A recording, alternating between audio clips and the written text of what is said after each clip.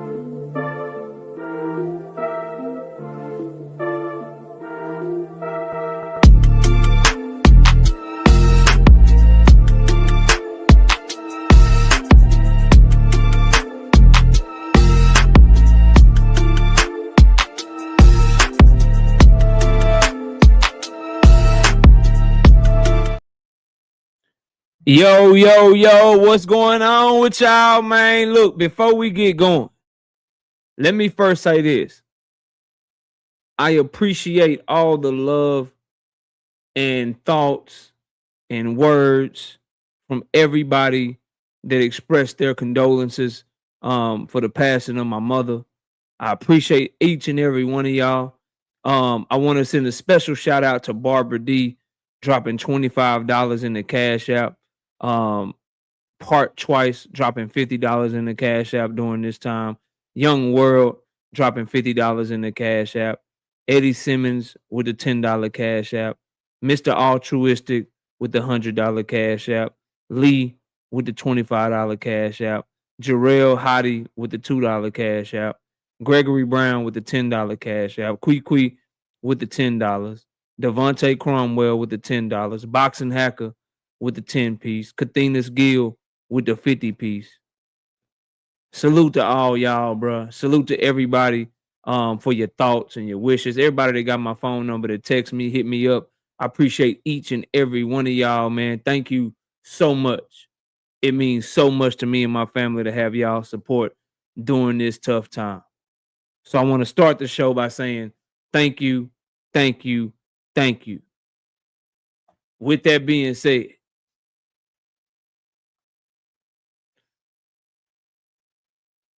it's your boy KO.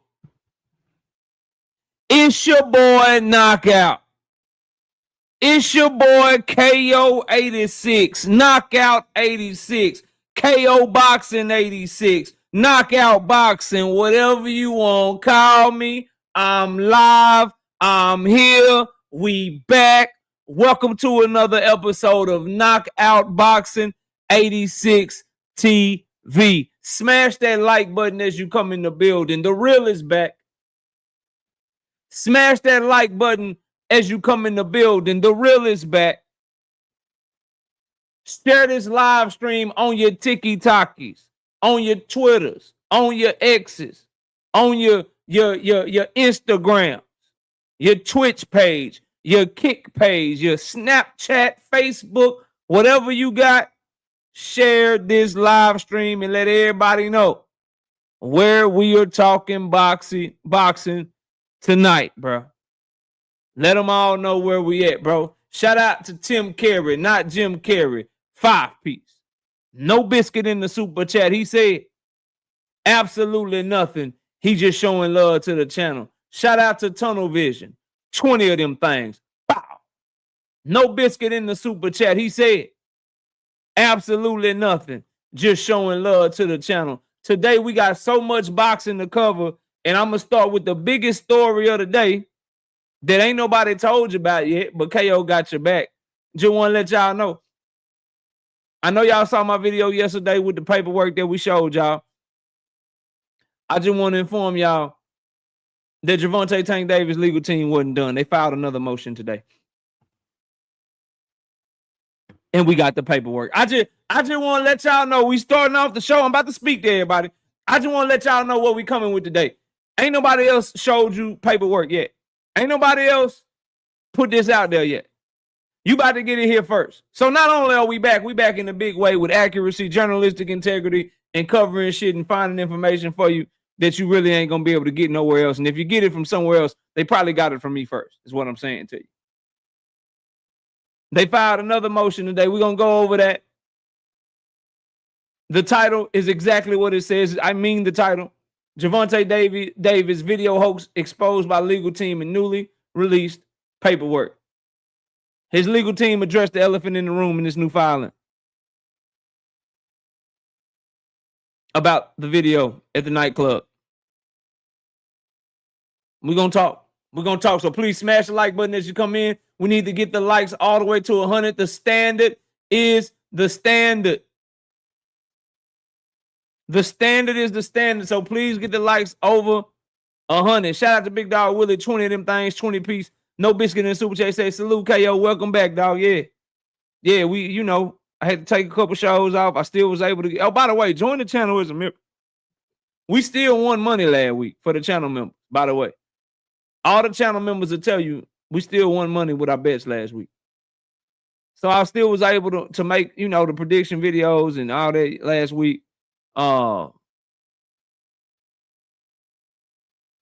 We was able to start back making videos regularly this week, and we're gonna do a show today, man. We gonna kick it.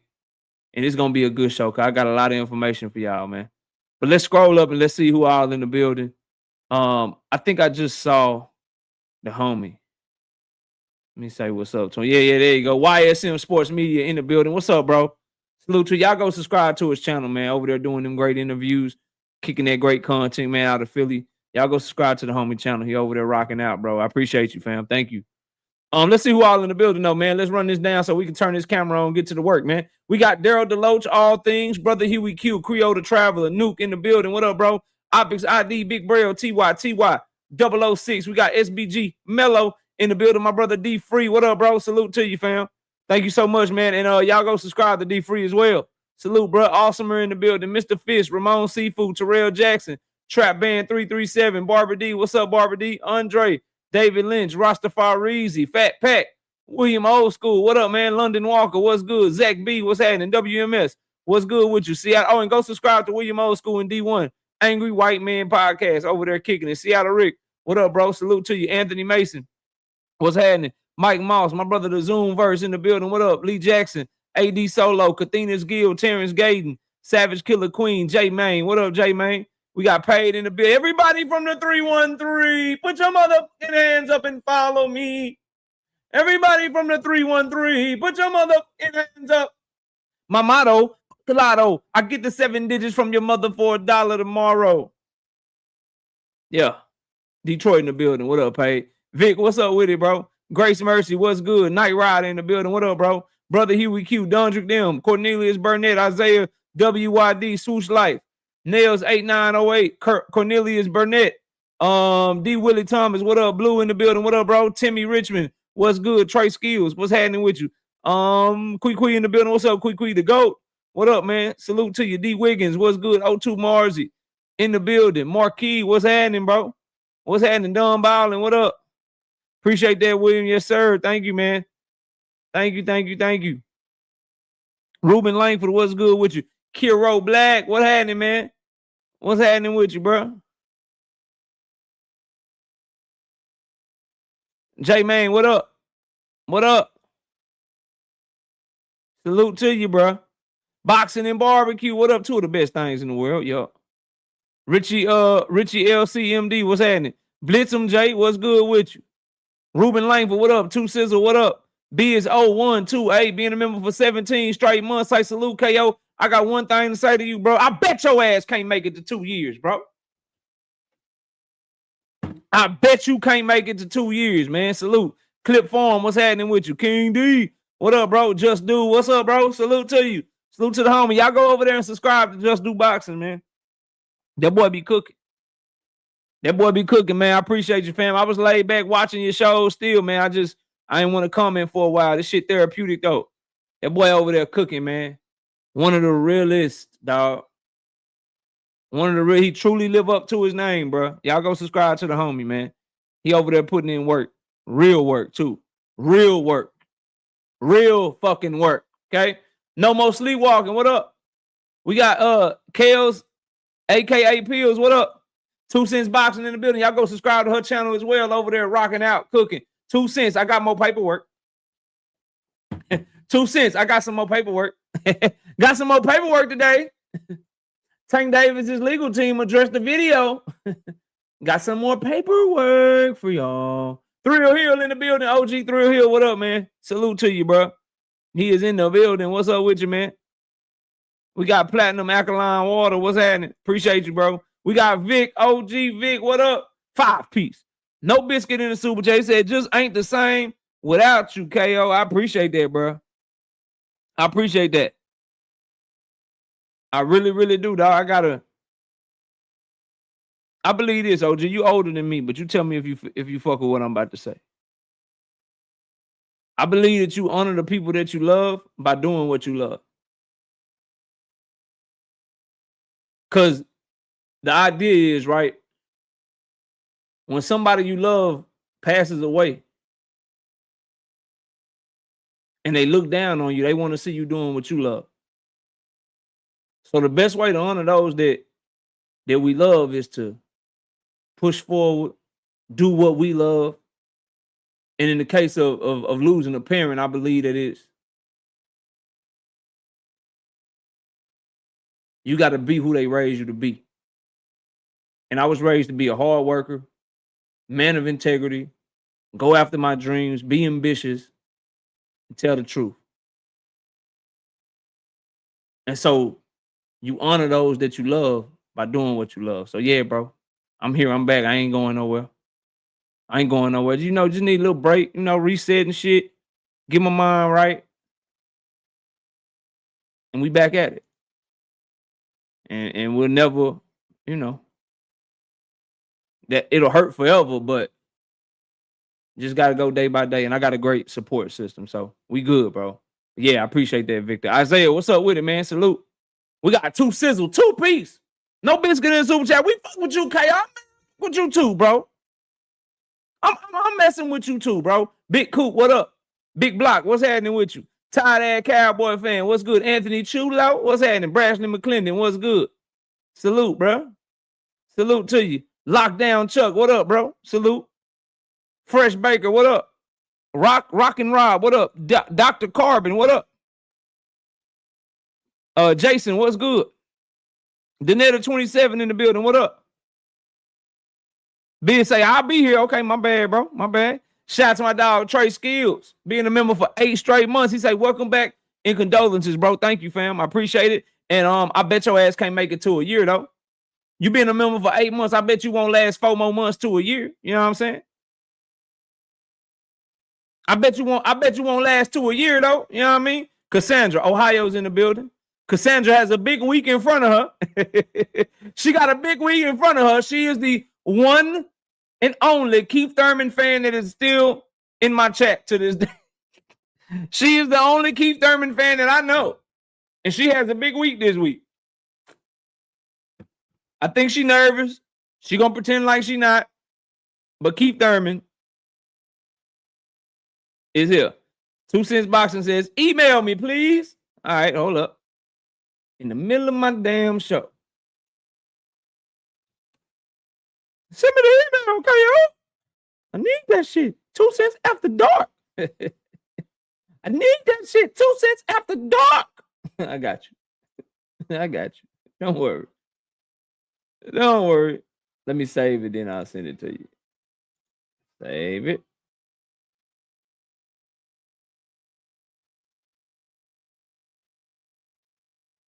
I need that shit for my 2 cents after dark. I'm tired of these Johnson bouncers. If y'all hear anybody say Johnson bouncers, I know y'all got it from her. I'm tired of these Johnson bouncers. Thanks, Big Dre. Appreciate you. No, that was she called the shit, J man. I ain't playing and shit. Ask she in the chat, she'll tell you. She'll tell you, bro. I ain't making that shit up. Gotta have that shit for my 2 cents after dark. I'm about to cook these Johnson bouncers. All right, bro. Why it's not letting me type the message, bro? The fuck? All right, let me try to get out this email and get back. We're about to start the show, y'all. I gotta send the sister this paperwork. I'll fuck around, log off this mug, and forget being real with y'all. Bro, what the fuck?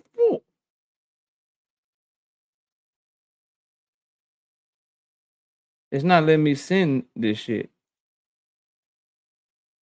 Look at this shit. I'll show y'all. I'm trying to send this shit. Look at this shit. I'm clicking on this shit. It's not working. Hold up.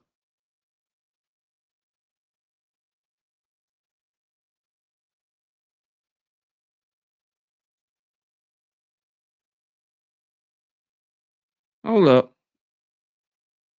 If I get out of, let me get out of. Let me try to open up another tab. Look, y'all, please smash the like button. By the way, I'm trying to send this to the sister. Then we'll get going because I got everything I need already. We'll get straight to it. All right. Oh, there you go. All right, I got it. Here we go. Boom. And there you go. All right, I just hit send. It should be in your inbox momentarily. All right, shout out to Trap Band 337 10 piece. No Biscuit in the super chat. He said salute 100 strong, prayers up. Appreciate you, dog. Appreciate you, dog. We got Swoosh Light 5 piece. No Biscuit in the super chat. It says blessings, bro. Welcome back. Appreciate you, man. Appreciate you. Shout out to my brother Dean by any means. What up, bro? And condolences to you as well. I don't know what it is, bro. This year starting out crazy as hell, bro. Shit. My brother lost his auntie, so y'all put some prayer emojis in the chat for my brother Dean. Condolences, bro. I already told you this behind the scenes too, but condolences, and man, just keep pushing, bro. He says in the super chat with the 5 piece, say that woman was proud of you, bro. Fucks with you, my guy, man. Me too, bro. Maybe, man, I don't know, bro. Maybe I had Philadelphia Eagles fan all wrong from the jump. From YSM to Dean, my brother DJ, you know what I mean? I done had some good interactions with Greg Hackett and manager Marty. I haven't dealt with them as much as I have with YSM and Dean. I haven't had conversation with them as much, but they cool and shit too. Maybe I read Philly wrong. They produced Jaron Boots, and maybe I'm wrong about Philly. But I just can't never get over you niggas cheering when Michael Irvin got hurt, bro. Classless ass Eagles fan. Shout out to David Lynch being a member, man. Salute, David. Welcome. Welcome back, bro. Mag Light, what up? What good with you? All right, are we at 100 light? We got 222 in the building. Patrick Bell, what up? Appreciate you, Patrick. Miss Joette, what's good? I see you in the building, Miss Joette. What's up? Trap Next Door, what's happening with you?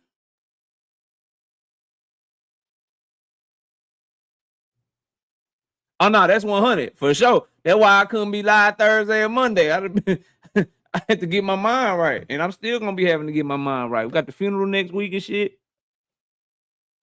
Yeah, it's a process, but we good enough to work. My mom be rolling over in her grave and be looking down at me crazy, like, oh, so you not gonna work for your family no more? Oh, you ain't gonna talk boxing no more, so you can provide for yours? You ain't gonna work no more? Nah, she ain't raised me to do that like that. So, but yeah, I'm 100%. You right. You right. Got a crazy good support system. I'm truly blessed and highly favored. So you 100% right with that shit. But do we got 100 likes? I'm ready to get going, bro. I am ready to get going. Moderators, where we at on the likes? I think my chat might be lagging. I ain't seen a comment since Mag Life. Let me go to my YouTube app on the phone and shit. Let me go to the YouTube app. Oh, we got 145. Yeah, my shit so slow. Heather, what's up? I see you. Yeah, the StreamYard ain't Big Block. What up? I see you. So let me leave my phone up right here. Let's turn this camera on. Let's get to work. We got 140. Excuse me. Got 147 likes. We starting right off the rip with the main topic, so people won't say you clickbaiting. When you gonna get to it? I got the hiccups.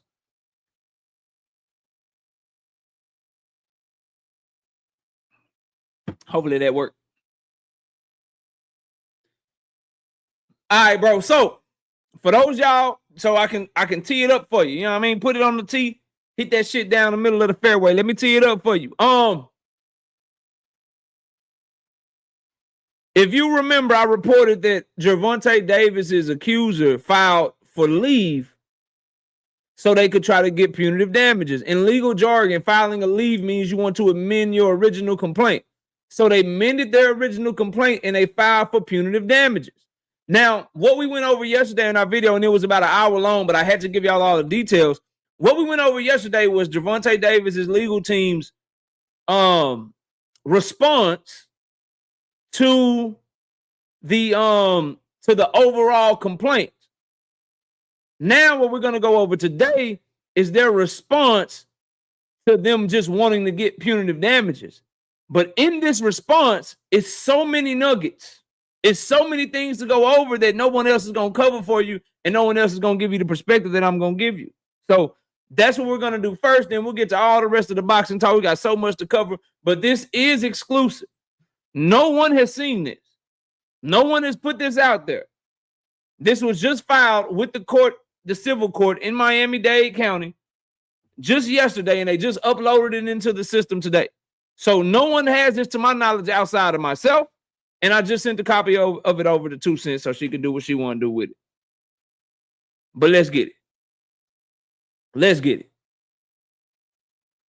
We right here with it. All right. Try to make this bigger so we can. Yeah, there we go. All right, boom. That way it's big. Y'all can see it. We good. No more sleepwalking. Yep. 5. We back. Slogan 1. What up? We back. We do shit that other people can't do. Real quick. Hold on. Hold up.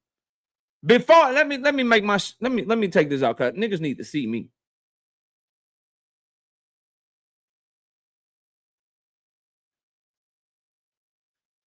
Hold on, my bro text me. Oh yeah, hell yeah, Dean, yeah, that's what the fuck I'm talking about, bro. Just lift each other up, homie. Real quick, sidebar, bro. Just a quick little sidebar, real quick. Y'all boys ain't really shit, man. And when I say y'all boys, I'm talking about everybody. I gotta make this shit clear, cause last time I made a general statement about everybody, I got accused of sneak dissing. Then motherfuckers start making videos, lying on me and shit. And I had to put a motherfucker in the casket, bro. I had to totally obliterate a bitch from the bottom, bum from the bottom. I don't want to have to do that again. So this ain't no sneak dissing. This ain't none of that shit. This goes for any and everybody, bro. This is a general, broad, blanket statement, and anybody got a problem with it, you come hit the link. You come hit the link. Let me know you don't like what I said. So this general blanket statement is for anybody. Y'all ain't shitting y'all some goddamn pieces of shit, and you have no integrity. Let me tell y'all what I mean. Why is it from TMZ to ESPN to World Star Hip Hop to The Breakfast Club to all of these platforms that are just casual platforms, even to the diehard boxing platforms that are boxing channels? Why is it that when Tank Davis get arrested, the world stops with front page news, everybody's reporting on it, everybody's talking about it?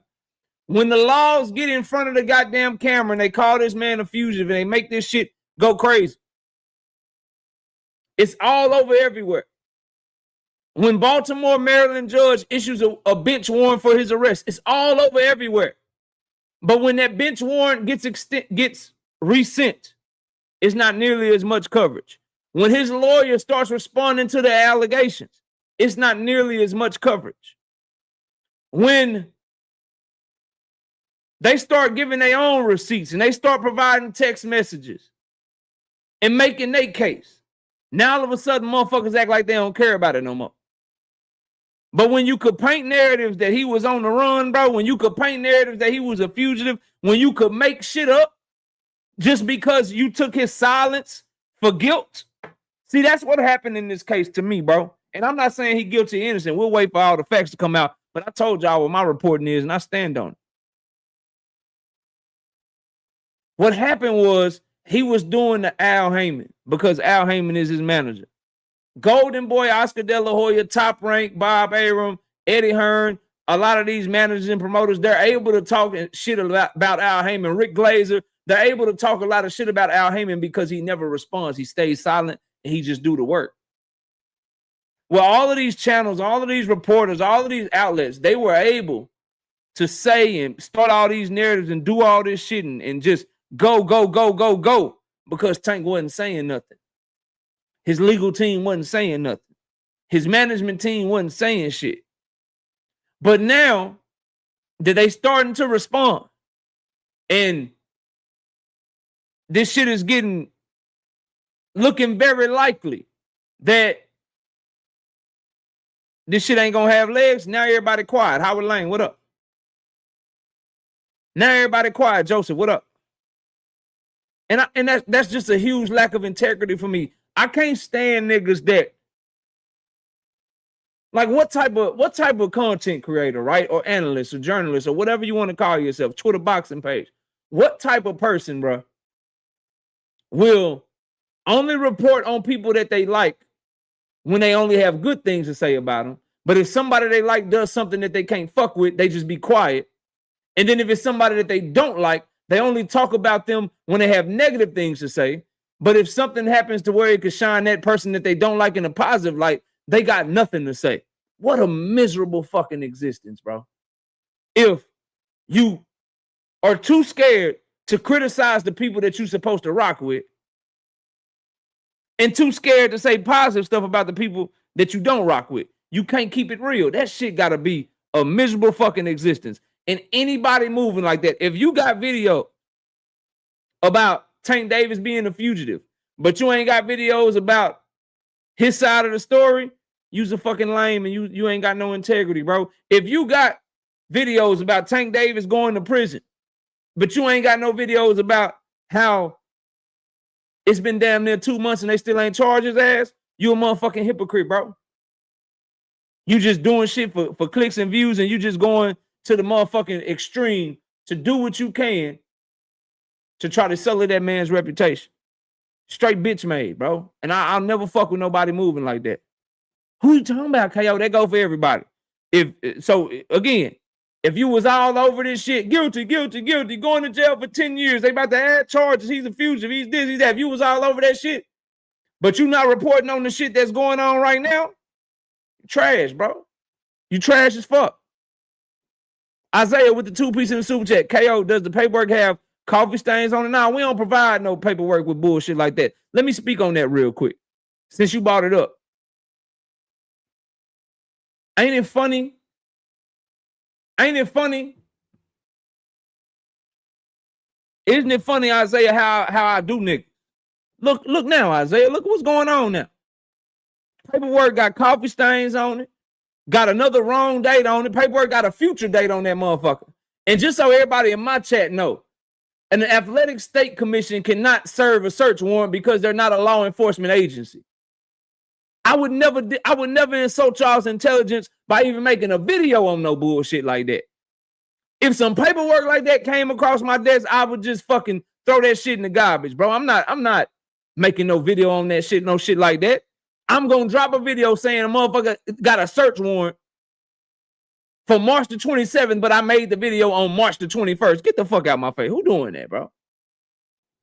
I'm going to make a video talking about a motherfucker got a search warrant and it's going to get served by an athletic commission, not the sheriff's office, not the feds, not the police department, but the athletic commission is going to serve the motherfucking warrant. Get the fuck on, bro.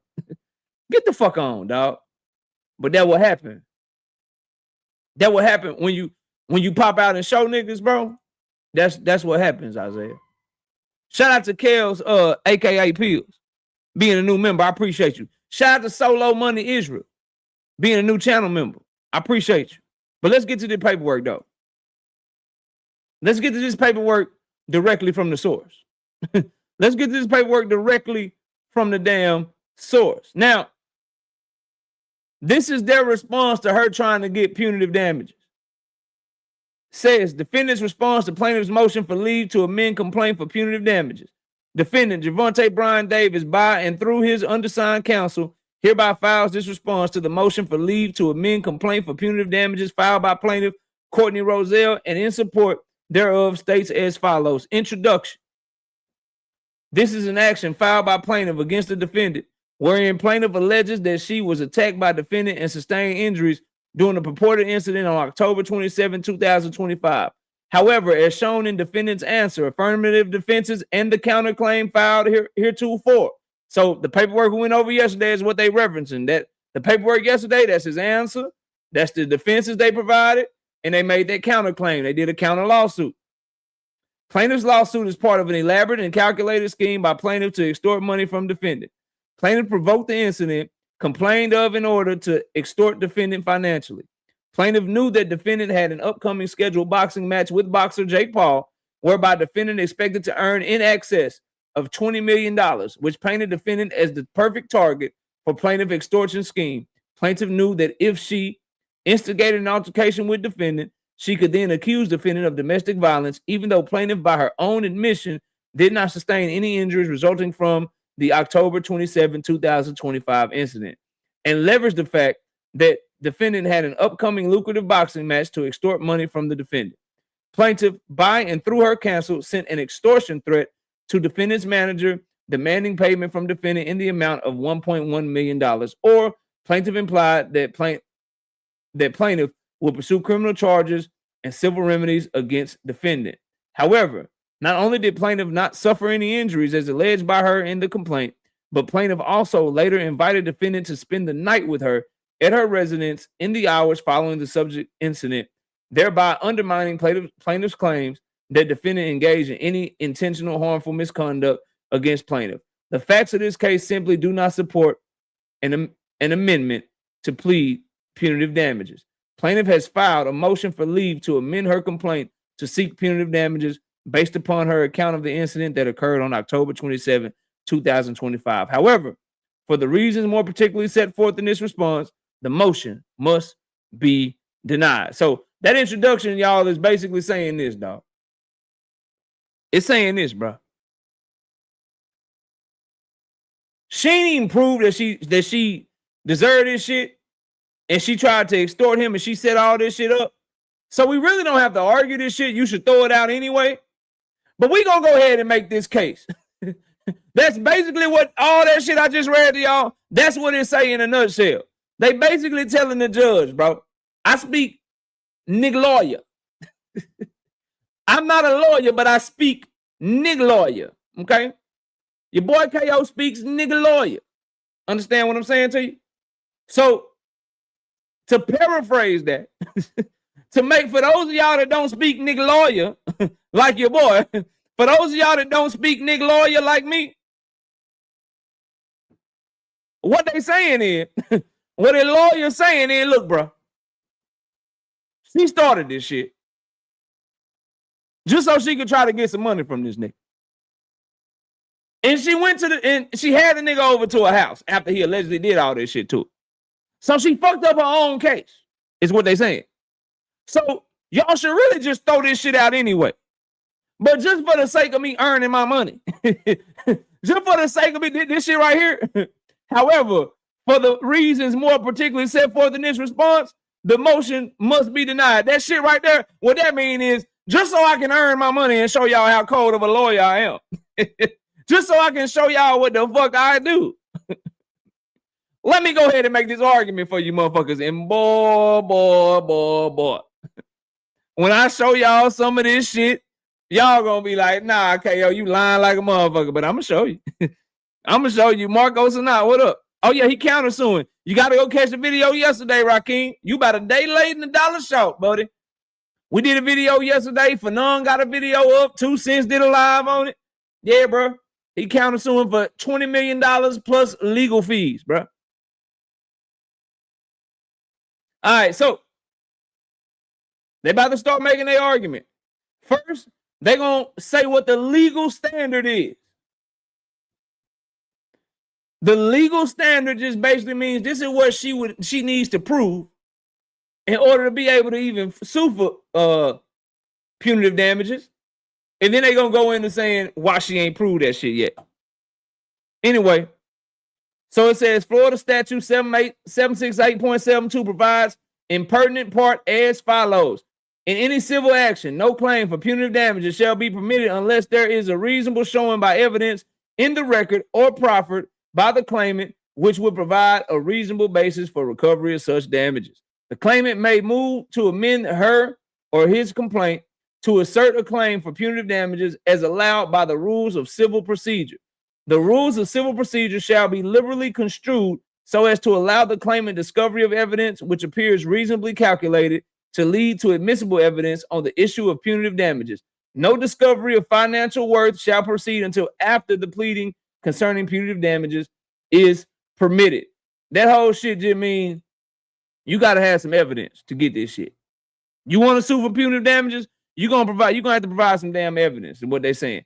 Number 2 here, a defendant shall be held liable for punitive damages only if the trier of fact, based on clear and convincing evidence, finds that the defendant was personally guilty of intentional misconduct or gross negligence as used in this section of the term. So this is interesting. I'm explaining y'all why later on, but I got to get through this because they're making a point. And like I tell y'all, the setup is crazy. The setup is nice. The punchline about to be crazy though. Just wait for it, right? A, intentional misconduct means that the defendant had actual knowledge of the wrongfulness of the conduct and the high probability that injury or damage to the claimant will result, and despite that knowledge, intentionally pursued that course of conduct resulting in injury or damage. B, gross negligence means that the defendant's conduct was so reckless or wanting in care that it constituted a conscious disregard or indifference to the life, safety, or rights of persons exposed to such conduct. Then they say, now they're going, so all of this right here, just so y'all know, right? They're just defining this statute that they're referencing right here. So they're basically saying, hey, this is what the law say. She got to have evidence. She got to have evidence, right? He can only be held liable for punitive damages if the evidence is clear and convincing. And then they go and define intentional misconduct and gross negligence. Because they're saying, look, if you can only grant this shit if he's guilty of intentional misconduct or gross negligence. And then they go and define it for him. The lawyer is laying out an argument and cooking. Y'all about to see it. Y'all about to see it real soon. But anyway, so then they go on to write under section 768.72, Florida statutes, a plaintiff must make a reasonable showing by evidence in the record or proffered which would provide a reasonable basis for recovery of punitive damages. See Florida statute 768.72, 2026. Remember this, 2026. Remember this. Florida courts have consistently held that mere allegations in the complaint are insufficient to satisfy this burden, and that a plaintiff must come forward with a legally sufficient evidentiary showing before being permitted to assert such a claim. See Simeon Inc. versus Cox. They're referencing a case from 1996, holding that a plaintiff must provide any evidentiary basis for punitive damages before amendment is permitted. Then they cite another case, Santo Bank versus Reggio. That case was in 2007. Remember these dates. Reversing order allowing punitive damages where plaintiff failed to make the required evidentiary showing. So they laying the groundwork. Just wait. The trial court serves as a gatekeeper in this context and must ensure that a legally sufficient evidentiary basis exists prior to allowing a punitive damages claim to proceed. See Holmes versus Bridgestone, Firestone, blah, blah, blah. That case was in 2005. And it's saying that case is recognizing that section 768.72 creates a substantive legal right to be free from punitive damages claims absent the required showing. Furthermore, since the plaintiff sustained no actual damages, there can be no showing which will provide a reasonable basis for recovery of punitive damages, and therefore plaintiff is not entitled to punitive damages as a matter of law. Although plaintiff may proceed by way of a proffer rather than live testimony, the proffer must still be comprised of actual evidence and not mere speculation or argument. See a State of Despain versus Avante Group, that case, 2005. Ultimately, to recover punitive damages, a plaintiff must establish by clear and convincing evidence that the defendant was guilty of intentional misconduct or gross negligence as defined by statute. Now, let me break this down for y'all.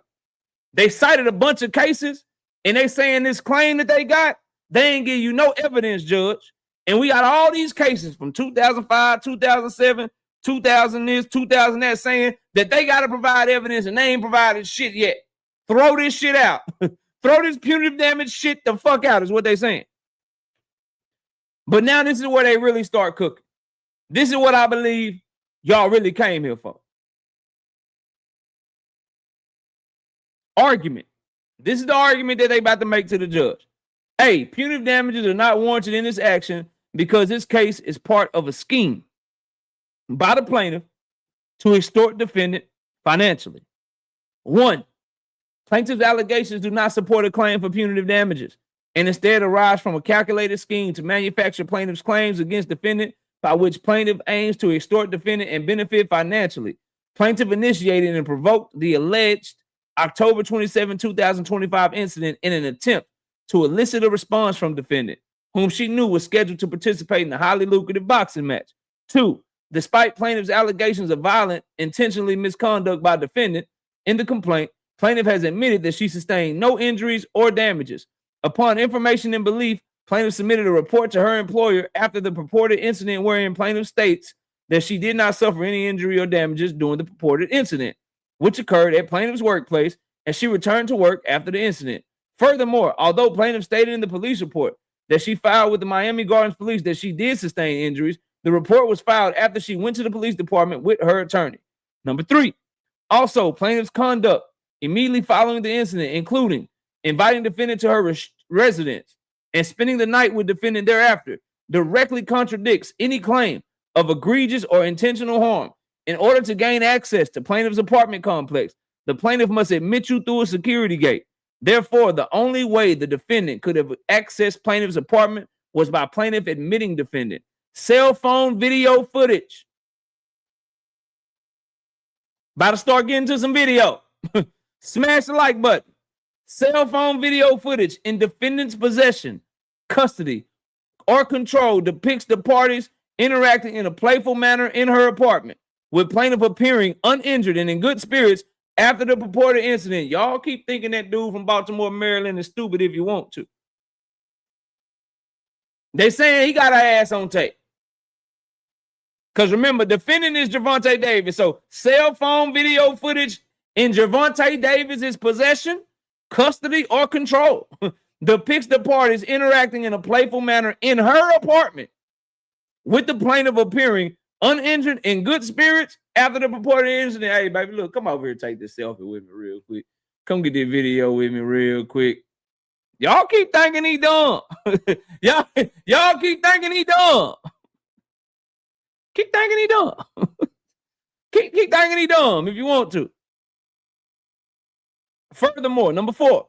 Furthermore, plaintiff lied in the police report she filed with the Miami Gardens Police Department.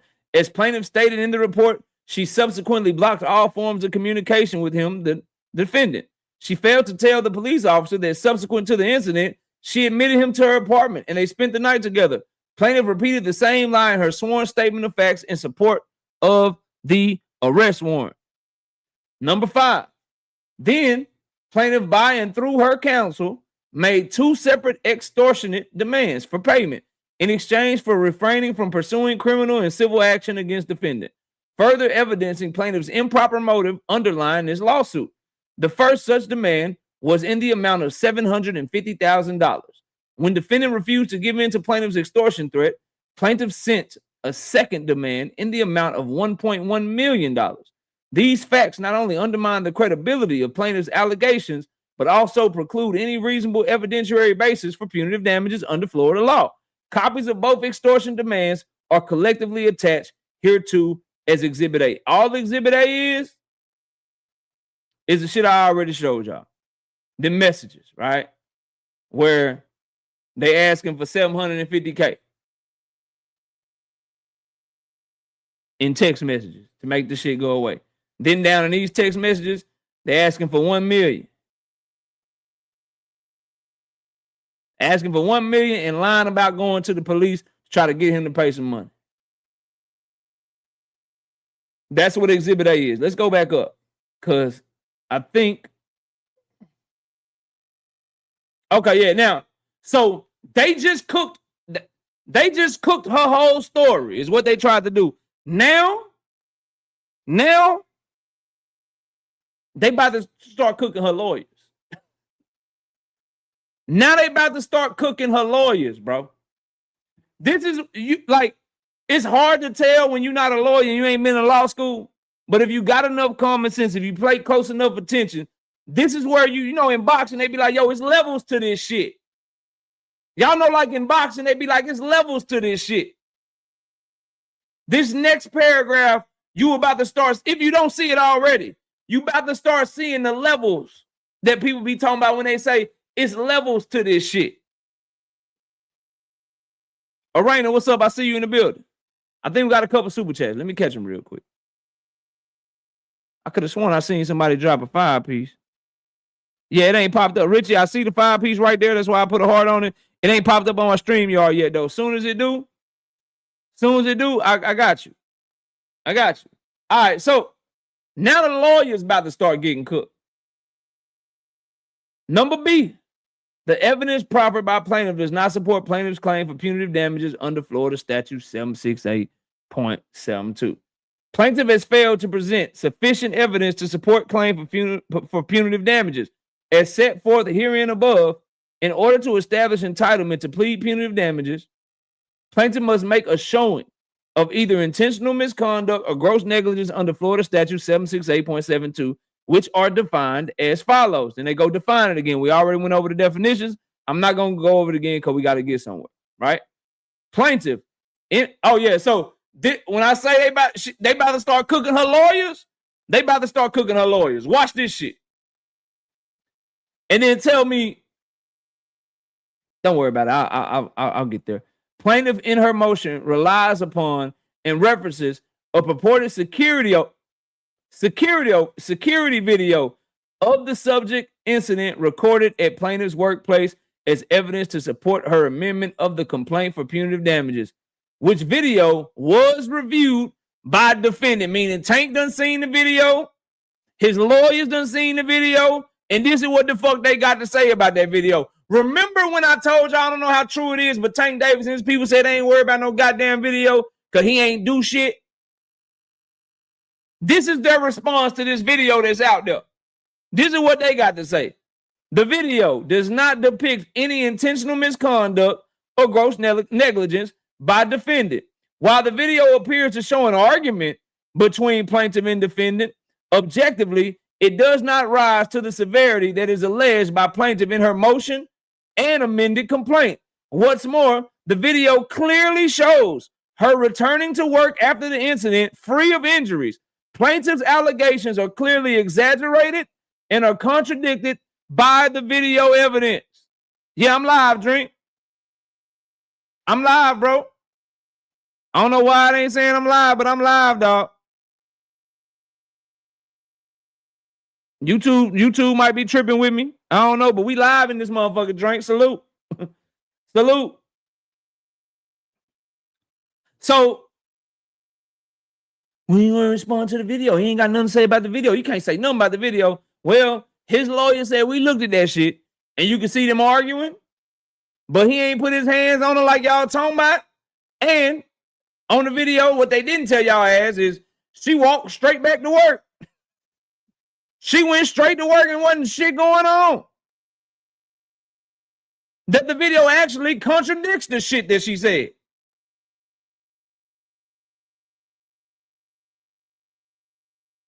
Just a guess here. Maybe that's why y'all ain't seen the video yet. I'm just guessing. I don't know this to be sure. Maybe that's why they haven't filed a case yet. Maybe that's why the DA has been damn near 60 days and they ain't filed charges yet. I'll read it again. Jupe, I see you in the building. What up? Plaintiff in her motion relies upon and references a purported security video. So they coming straight at it. Straight at it. Like, look, y'all keep talking about this goddamn video. Let's address this shit. You know, hey, look, y'all keep talking about this motherfucking debate. Let me go ahead and address this shit one time and huff and puff and blow everybody fucking house down, you know. You know, but they still cooking her. I spoke too early. They about to start cooking her lawyer in a minute. Just wait. But I'm going to read this shit again because it's very important. This is what a lot of people been waiting on. This is what a lot of people been waiting on. This is his response because it's his lawyer talking. This is his response to the video because it's discovery. Everybody get a shot to look at the video. They say plaintiff in her motion relies upon and references a purported security video of the subject incident recorded at plaintiff's workplace as evidence to support her amendment of the complaint for punitive damages, which video was reviewed by the defendant. The video does not depict any intentional misconduct or gross negligence by defendant. It's all starting to make sense. Remember, the arrest warrant said the video corroborated key elements of her story, and I was on this motherfucker. Look, either the video corroborate her shit or it don't corroborate her shit. The fuck you mean key elements? Don't play with me. I'm not a lawyer, but I ain't stupid. Don't play with me. Now we understanding key elements. The fuck a key element is. Because they're saying, while the video appears to show an argument between plaintiff and defendant, objectively speaking, objectively, it does not rise to the severity that is alleged by plaintiff in her motion and amended complaint. Bank hype, I see that, bro. I don't know what's going on. Drink is saying my shit is not showing that I'm live, right? And my chat on my StreamYard is not updating, bro. This is the most recent comment that's on my shit right now. So I'm reading y'all shit from my thing. So I'm trying to let the I don't want to lose. Here, I'm gonna read this though. I'm gonna read y'all super chats and I'll put them up on the screen whenever YouTube updates, because I don't want y'all super chats to go all the way to the bottom. But shout out to Richie LCMD with the 5-piece in the super chat. What's good, KO? Got to get up at 3 a.m. I'll catch the repeat in the morning, the replay in the morning. I appreciate you, dog. Thank you so much. Shout out to and I'll put them on the screen once they update my shit. You know what I mean? Bank hype, 20 of them things, 20 piece. No biscuit in the super chat says, got a tip when the facts come out. Knockout Boxing 86 TV is where it's at. Whack ass Blue Blood Sports is over for him. Been over, dog. You know, to each his own. If you got to trick motherfuckers into watching you, we just gonna put in work and make people watch us, dog. But anyway, where were we? We were right here. Okay, so while the video appears to show an argument between plaintiff and defendant, objectively, it does not rise to the severity that is alleged by the plaintiff in her motion and amended complaint. What's more, the video clearly shows her returning to work after the incident, free of injuries. Plaintiff's allegations are clearly exaggerated and are contradicted by the video evidence. They saying the video evidence, the security video don't prove her case. It actually kills her motherfucking case.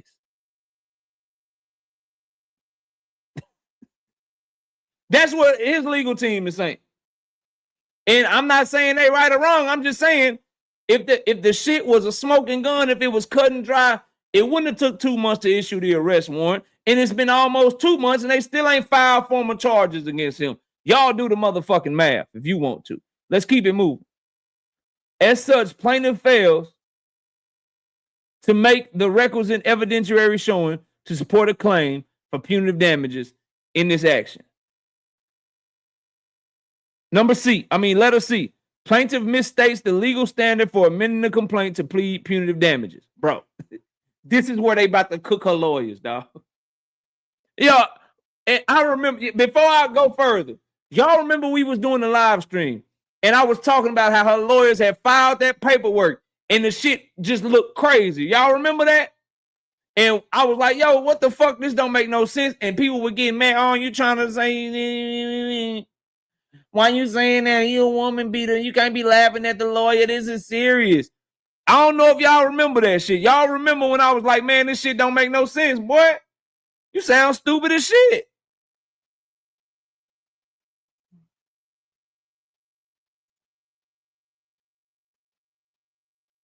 Well, my spidey senses was tingling.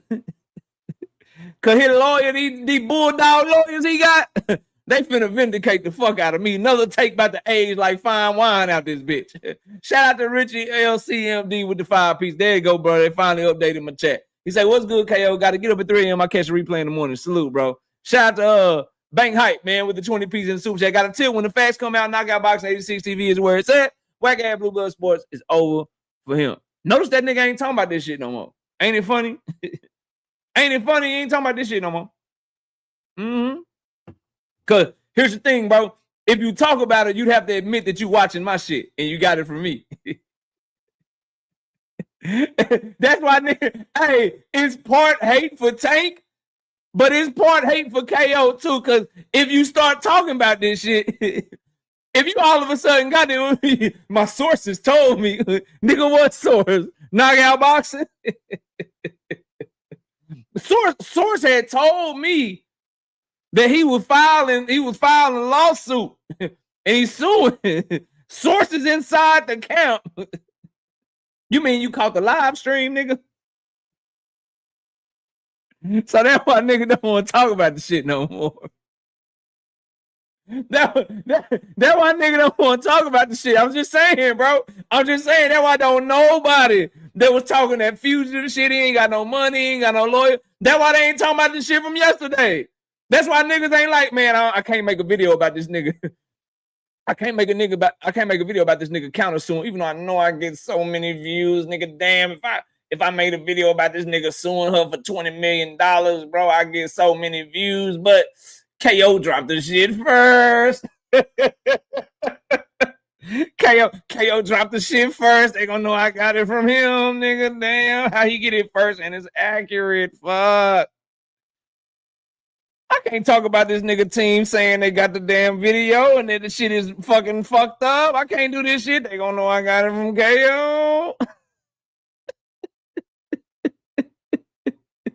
They gonna know I got this shit from KO, so I'm just gonna act like I ain't see the shit. I'm gonna miss out on them views. Fuck that. Fuck that shit. I gotta miss them views today. Shout out to shout out to Drink More Water with the 5-piece in the super chat. Said KO back returns. Greg got his channel back. Tank about to beat his bullshit charges and make all the fake YouTube detectives look stupid. Today is a good day. Just wait, bro. This how you know you cook. Wait, like, bro, the shit they said about the video, that shit, we still would have to see it. That's still kind of he say, she say. It is interesting, right? Because they saying all that shit y'all were talking, nigga. We seen an argument, maybe an argument, but nigga, she walked back to work. She finished her shift. And just think about all the other shit. She finished her shift, and then the nigga came to her house. So they argue. She went back to work. She got off work. Nigga came, spent the night at her crib. Got the video on the cell phone of them two laughing, joking and shit. Everything all good. Come on, bro. Nah, dog. Say it ain't so, man. Say it ain't so, bro. Shout out to Big Dog Willie, man. He with the 5-piece in the super chat. He said, KO, you wrong. I watched the video. Tank did an atomic elbow on the planet, then in the scorpion deadlocking on top and to top it off with the reverse neck breaker. Damn, you pulling in wrestling move. I'm just saying, bro. I'm just saying, dog. But wait, just wait. That was pretty bad for her. But it's about but you could say if you want to just ignore the context of the situation, like how it took so long to to do the warrant, if you want to ignore the fact that they haven't filed charges to him yet, if you want to ignore the low ass bond, you can still say, well, KO, you haven't seen the tape. I haven't seen the tape. His attorney is just doing her job or doing their job or whatever. So until we see the tape, you can't say that the attorney's telling the truth. You can't say that the accuser's telling the truth. So you can still argue that, and and we don't know it for a fact. But I'm gonna go out on a limb and say, based on the lawyers he got compared to the lawyers she got, I'm sure they're pretty confident. Now, this is where they about to start cooking her lawyers, bro. This is where, so I said it earlier and I said it too soon, but so I'm gonna say it again. This is where you get to see the levels and shit. What I'm about to read next, this is where you get to see the levels. Right? This is where you get to see the levels of attorney, and you be like, oh, okay. So that's what a bus bench chaser look like.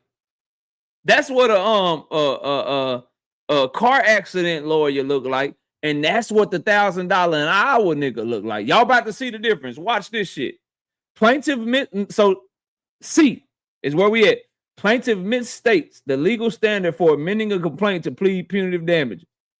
Number 9, plaintiff in her motion misstates the applicable legal standard by suggesting that any evidence is sufficient to support an amendment for punitive damages. So they basically saying your lawyers ain't shit. They don't even know the legal standard for the shit they trying to get for you. Let's keep going though. But that's what that first sentence means. Says y'all misstate the legal standard talking about any evidence. Nigga, evidence got to be sufficient. Evidence got to be compelling. Y'all don't like, boy, what you mean any evidence? But they finna cook. they finna cook, boy. The court is not required to accept unsupported or unsubstantiated assertions and allow an amendment for punitive damages based solely upon the allegations set forth in the proposed amended complaint without any corroborating evidence to support them. Number 10, in fact, plaintiff relies on and cites to Darrell Country Club versus Lending Plumbing Company, 175, blah, blah, blah, from 1965 in her motion. Y'all probably don't, bro. What they're saying is they're saying is her case is so bad. We gave you all these legal cases from 2007, 2005. We cited the current law from 2026. And when she trying to prove her point, when her lawyers is working to prove their point, they got to go all the way back to 1965, bro. Y'all don't understand. If anybody going to law school, there's any lawyers listening, they will understand how bad this is, bro. But I'm going to keep going. However, plaintiff's reliance on Darrell is misplaced. Such opinion was published in 1965 and predates the enactment of 768.72 Florida statutes, which statute fundamentally altered the standard for pleading punitive damages by imposing a gatekeeping function on the trial court. They basically saying, nigga, her lawyers don't even know the law has changed.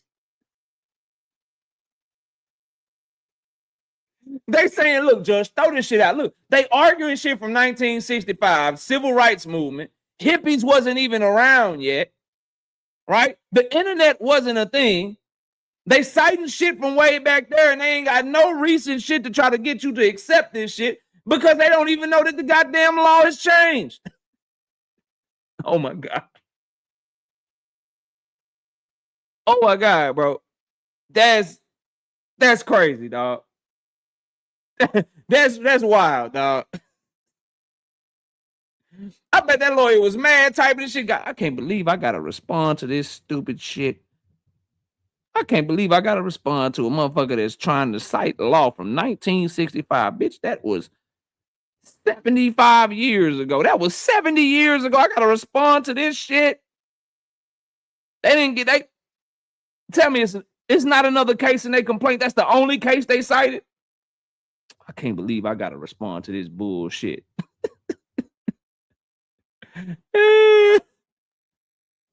Anyway, bro. Under current Florida law, pursuant to 768.72, the court requires a reasonable evidentiary showing, not merely any evidence, before a punitive damages claim may be asserted. See Simeon Inc. v. Cox, 1996. Espírito Santo Bank v. Rigo, 2007. What they saying is, look at what the law does right now, bro. They giving you a case from 1965. Well, these most recent cases ruled against that shit because the law has fucking changed and they don't even know it yet. Number 11, further, trial courts must evaluate whether the proffered evidence establishes a reasonable basis for punitive damages rather than deferring to a jury based on the existence of any evidence. And then they cite yet another case to prove their point that is more recent than 1965. Our lawyers are cooked out here, bro. They're going to have to rewrite that complaint or this shit may get thrown out. I'm just saying. Just letting y'all know. There's supposed to be a hearing on March 31st. That shit might not happen. That judge might say, you know what? I done read both of this shit, nigga. I got a tea time. I got to go to the Florida Doral motherfucking country club. I got a tea time. I got to hit 18. I gotta go do 18 holes with my dog Simon T. Steckel. Cause you know the judge knows Simon T. Steckel and shit. He gotta go do my 18 rounds with Simon T. Steckel. Cause he told me this was gonna be some bullshit. I'm not finna go do a hearing for this shit. They cooked them. I'm not doing a hearing for this shit. I'm finna, man, we canceling this motherfucking hearing, nigga. Motion denied, nigga. Y'all sure y'all want to go to court? I'm telling you, dog.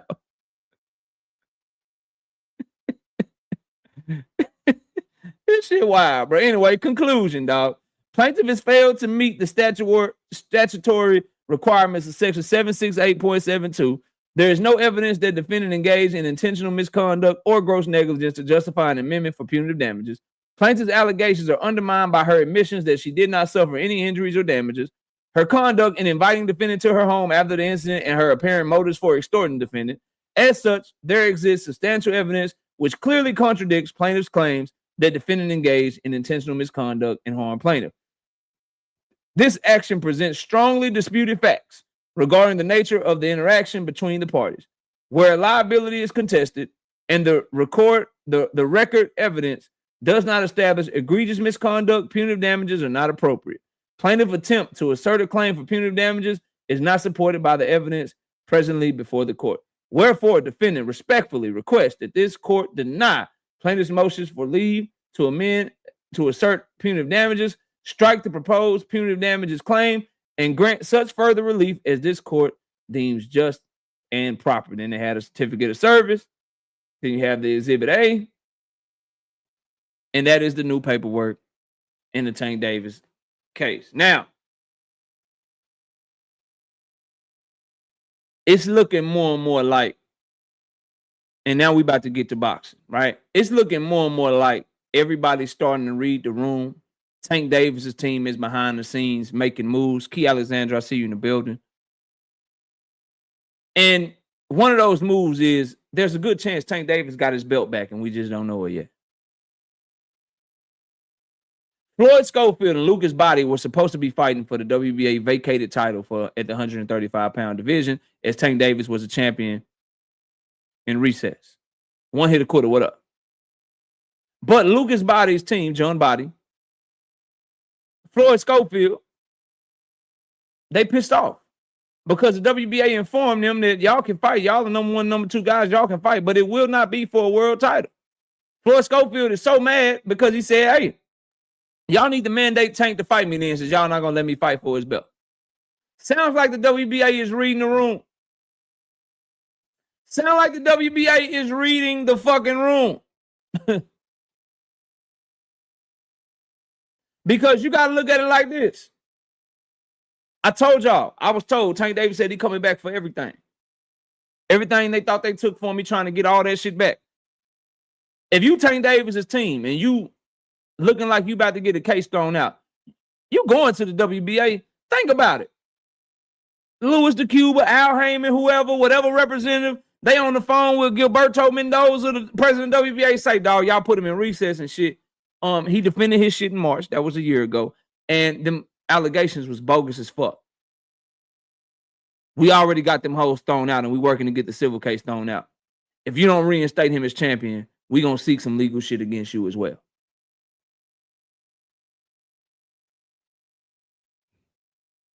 And if you the WBA, why would you not be willing to do that? Who gonna get you more money? Or your sanctioning fees? Would you rather have Tank Davis' sanctioning fees or would you rather have Floyd Schofield's sanctioning fees? Who you think make the most? Would you rather have his sanctioning fees or Lucas Body's sanctioning fees? Who you think pay the WBA the most money?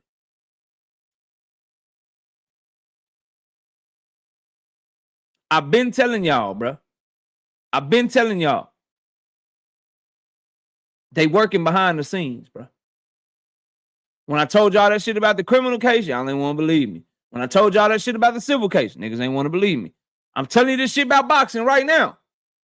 Floyd Schofield is telling y'all this. His daddy is telling y'all this. They were supposed to fight for a belt.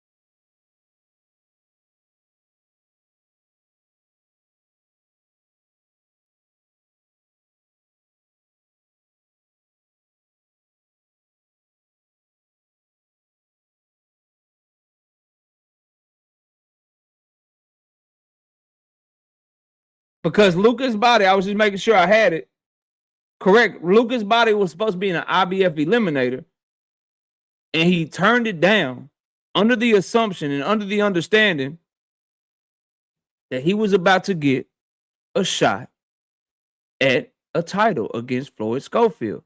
Well, now they are crying and mad because they're not going to get that shot anymore. Why do you think that is? I am under the impression that it is because Tank Davis is about to be reinstated as the lightweight champion. Does anybody have a better argument than that? Does anybody have something that makes more sense than that? Because I don't.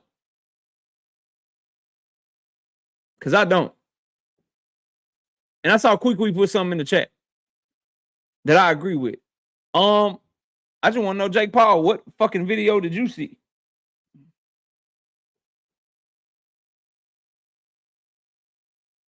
What video did you see, bro?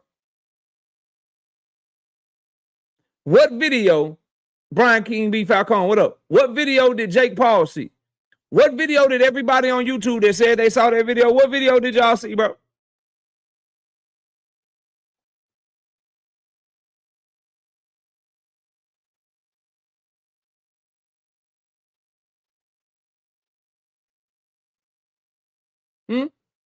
What video y'all see, bro?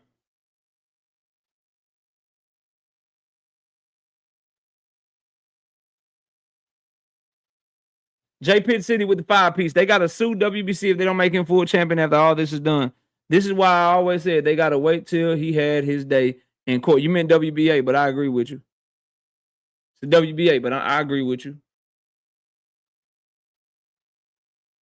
Yeah, I got it. I see the comment right there, J Pitt. Salute. This is why I be telling y'all, bro, wait for all the facts to come out. It was all good just 4 months ago. Niggas was having a Tank Davis grave memorial party out this bitch. It was all good just a few months ago. They were having a memorial grave digger party. It was over with. He was on the run. He had threw his life away. He was about to do 10, 20, 30 years in prison. It was over with, bro. It was over with. It was parties left and right, bro. You got to be careful when you try to do this to people, bro.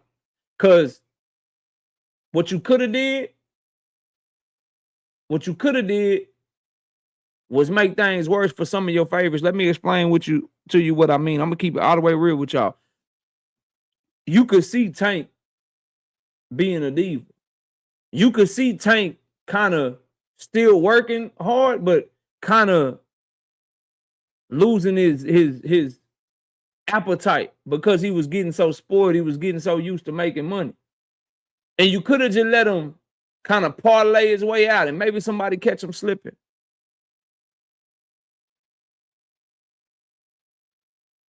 But with what's going on with him, how could you not come back with a chip on your shoulder? How could you not come back feeling like you got a second shot? If all of this shit works out in his favor, that is. We don't know what's gonna happen, but it's looking more and more like every day people behind the scenes know what's going on. And I already told y'all my motherfucking thoughts on it and my reporting on it.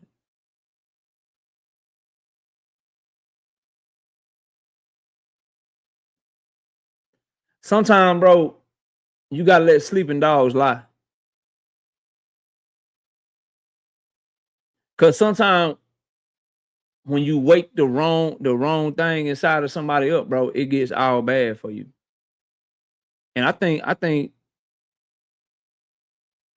I'll say this because I don't know for sure, but what I say is if Tank doesn't come back super motivated, ready to step on shit from here on out, then nothing will ever motivate him. What I mean by that is if all of these people throwing dirt on you don't make you want to rise up and fuck something up and show people what it really is, then nothing ever will. But I have it on good authority that he's been in that mode. I can't wait to see him back fighting. Now, let's move to Jaron Boots Ennis, bro, for a second. Let's move to Jaron Boots Ennis and Xander Zayas for a second. I was watching where we at, bro? I want to make sure I shout out the right people. D1. I was watching D1 earlier, bro. And when I was watching D1, Joseph had showed Xander Zayas working out in some Timbs or whatever. You know, Boots. I'm about to fight Boots or whatever. I really hope that fight happens. I really do. I just don't trust Xander Zayas and I don't trust Top Rank. I don't trust the matchmakers. I don't trust Bob Arum. I don't trust them, bro. I don't trust that they would put Xander Zayas in the ring fighting a switch hitter, and the first switch hitter that he ever fights in his career is Jaron Boots Ennis, bro. I don't think you throw away your budding 23-year-old unified Puerto Rican star boxer like that.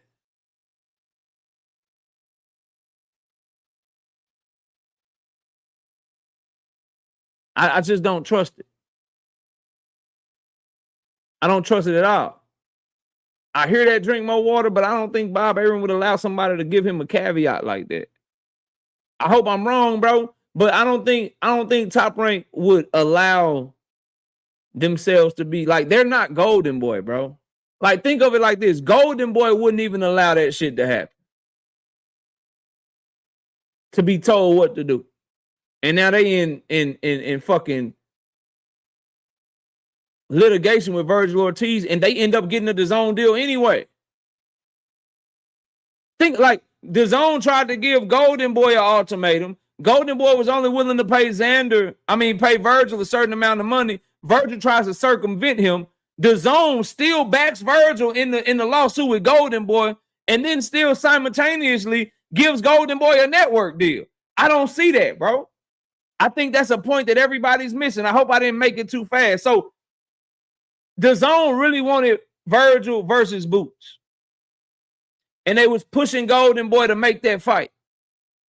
Golden Boy was willing to make the fight, but Golden Boy only wanted to pay Virgil a certain amount of money. So DAZN, in conjunction with Matchroom, tried to go around Golden Boy and make the fight with Virgil Ortiz's management team and Jaron Boots Ennis by themselves. Golden Boy said, nah, you can't circumvent us, Virgil. And so they get into litigations. In the litigations, the Zone CFO or a high-ranking executive at the Zone actually wrote a letter to the judge supporting Virgil over Golden Boy. And in the midst of all of that, Golden Boy still got a re-up his own deal.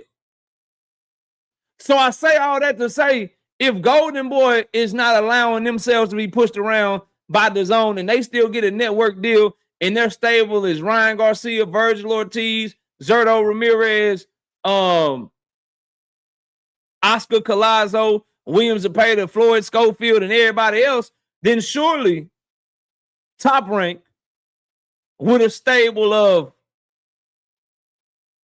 Tiger Johnson, Keyshawn Davis, Abdullah Mason, Emiliano Vargas, Xander Zayas, Richard Torres, Monster Inouye, Rafael Espinoza, Bruce Shushu Carrington. Surely they won't be getting pushed around by no motherfucking DAZN and say the only way you give us the deal with all these assets we got is we got to make Xander fight Boots. I just don't see it, bro. And I hope I'm wrong, fam. I really hope I'm wrong because Boots Ennis deserves that fight.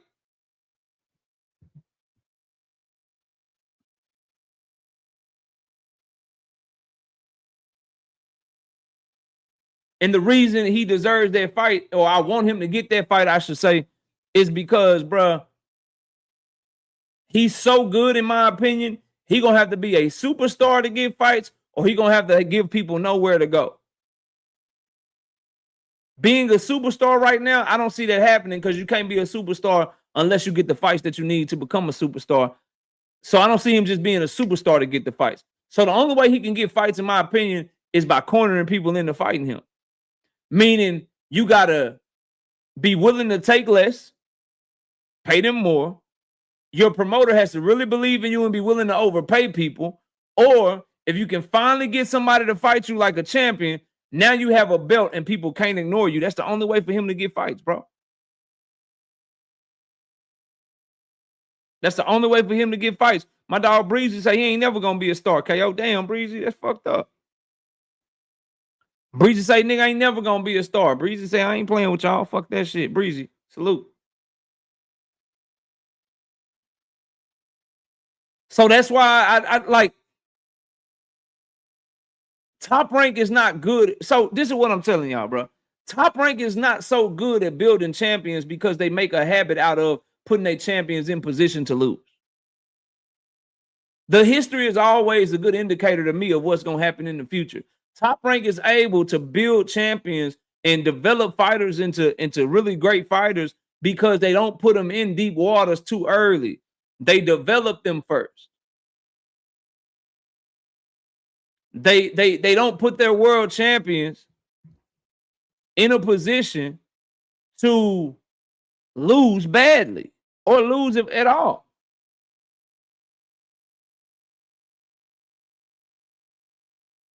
And so when you know their MO and you know how good their matchmakers are, I can't think of a single matchmaker, bro. Not a single one in any company is like, yeah, bro, Xander, man, get that nigga Boots for his next fight of development. Get a nigga Boots for his next fight of development. I just don't see, like, who doing that, bro? Like, yo, we really trying to develop this guy. He's 23 years old. He's a Puerto Rican. He can be a Puerto Rican star. He know Bad Bunny. He was at the Super Bowl. He know Bad Bunny. He got Puerto Rico behind him. He got 2 belts. He's a unified champion. Let's let him do a voluntary defense against Boots Ennis. Like, it's not even a mandatory, bro. And this is why if y'all go back, like maybe like last week, I think it was, or I might have shot that video this week. I'm not sure. Time is crazy right now. But that's why I said, bro, like, Xander Zayas and Jaron Boots Ennis, if it's going to happen, yeah, they can negotiate, but why isn't Eddie Hearn petitioning the WBA, bro? For you Boots fans, this why I don't be fucking with Eddie, bro. This is why I be calling smoke and mirrors and shit. Okay, you negotiating, whatever. Y'all trying to work out the fight. While working out the fight, why aren't you doing another channel at the same time and petitioning the WBA at the same time, bro?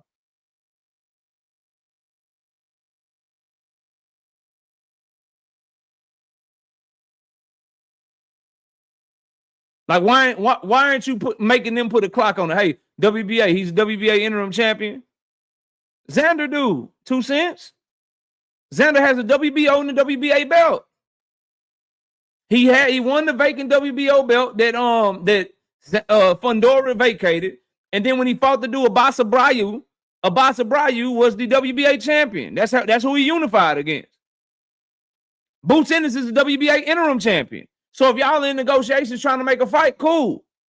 Well, in the middle of negotiating, get them to order the fight so it'll put a time limit on it. Don't let Xander just do what he wants. Put him in a position to fight you or vacate the belt. This is why I'm not believing this shit. Eddie Hearn is this just me. Eddie Hearn is acting like he trying to make Jaron Boots Ennis versus Xander Zayas, and that nigga about to get that fight to Josh Kelly, bro. He about to get that fight to Josh Kelly. Swear for God. He about to get that bitch to Josh Kelly. He gonna get that shit to Josh Kelly. Just like every opportunity that he was supposed to be pushing for Boots at 147, he was pushing for motherfucking Conor Ben at 147. He know how to make Conor Ben the mandatory in the WBC at 147, but he can't petition to get Boots Ennis the mandatory in the WBA at 154. I'm not believing this dude, man. I'm not believing this dude, bro. At all, fam. Boots Ennis gonna be in that motherfucking ring with Brian Mendoza. This nigga Boots about to fight former world champion Tony Harrison, nigga. They about to bring Brian Castano out of retirement. This nigga about to fight Patrick Teixeira, bro. Nigga about to fight Julian J. Rock Williams. He is about to fight motherfucking Erickson Lubin to see if he can knock him out quicker than fucking Virgil Ortiz did, bro. Watch, bro. And it ain't because Boots don't want to fight. It's because Eddie finessing his ass, dog.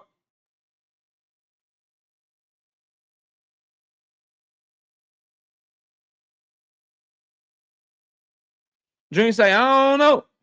Boots posted that My Ninja picture of Denzel Alonzo yesterday on Twitter. What that cryptic shit mean? I don't know, bro. They being very cryptic. You got Xander Zayed with the boots on, with Tim's on. Boots talking about mine. Like he on training day or some shit. I hope I'm wrong, bro. I hope I'm wrong. But when you start, here's the thing, bro. In boxing, what I've learned, bro, covering it and shit, y'all. When these promoters and boxers already be having a date, they already more than likely have an opponent too. See, Eddie Hearn came out before Boots started negotiating with Xander Zayas and said Boots Ennis is returning on May the 30th. Xander Zayas, before the Devin Haney shit came up, before the Boots Ennis shit came up, they've been saying we already got a date in Puerto Rico. We already got a date in New York if we wanted for the Puerto Rican Day Parade. So before they ever started negotiating with each other, they both already had their own fight dates that people was looking at, bro. So you finna stop your plans and you just gonna say Xander, fuck your. So you think that Bob Arum and Top Rank gonna be like, yeah, Xander, we finna get all them Puerto Ricans in the goddamn New York City so you can get your ass whooped by Boots Ennis, bro, in front of all them damn Puerto Rican flags. We about to sacrifice you. I don't see it, bro. I hope I'm wrong, though. I hope I'm dead ass wrong. I hope all this cryptic shit mean they fighting. But all I know is that them niggas fighting in May, nigga, it is March 25th. What are they doing? A 1 month motherfucking press run?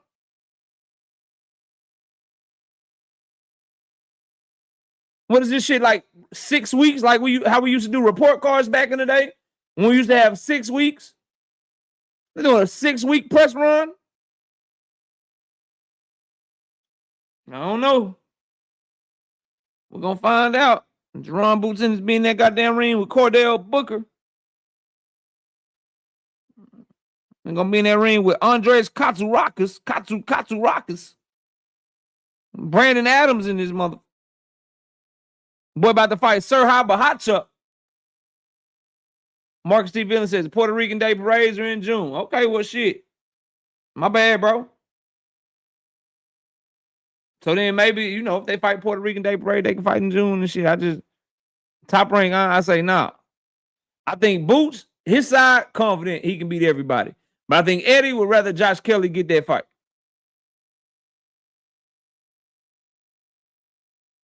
Joshua Riley say Boots versus Karen 3, bro. I'd throw up. I'd throw up if they put Boots Ennis in the ring with motherfucking Karen Chuka. Devin Haney, Rolly Romero, though. Let's keep the show moving, dog. Salute to y'all. Please smash the damn like button. Please hit the damn, push the button. Push the button. Push the button. Hit the like button. Ollie Gifted Bullies, what up? That boy say Xander about to get a hand injury in 5, 4, 3. That's fucked up. That fucked up, bro. That's fucked up, fam. Devin Haney and Rolly Romero. Rolly Romero said Devin Haney and Bill Haney both full of shit. Bill Haney say stop gaslighting. Devin versus Rolly next. I say, please don't let that motherfucking fight happen. It's trash. Devin Haney versus Ryan Garcia. Y'all know that's the fight that need to be made. Y'all know that's the fight that need to be made. So, Devin Haney, pull out that motherfucker.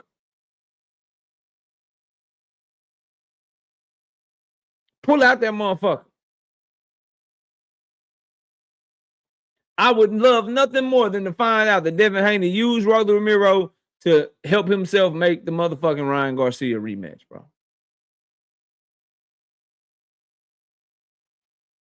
You just don't get to be that hypocritical, contradict yourself that much, and expect people to rock with it, bro. Expect people to rock with the fight.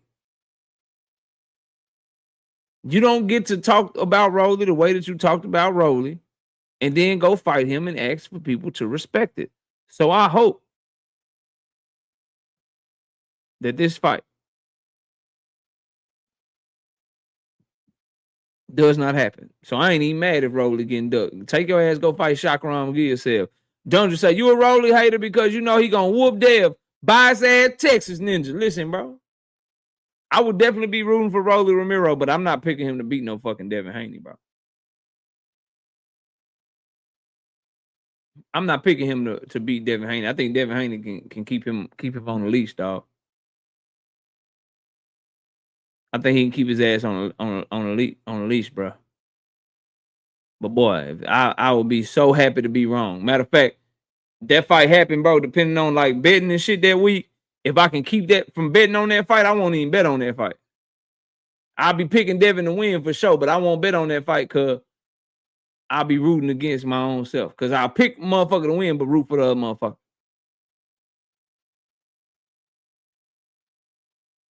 So I just do my parlay, do the other shit, and just leave that one off and be like, yeah, I picked Devin. If my record stays good, then my record stays good. But if I got to take one L this week, please let that be the L, dog. Please let that be the L I take, dog.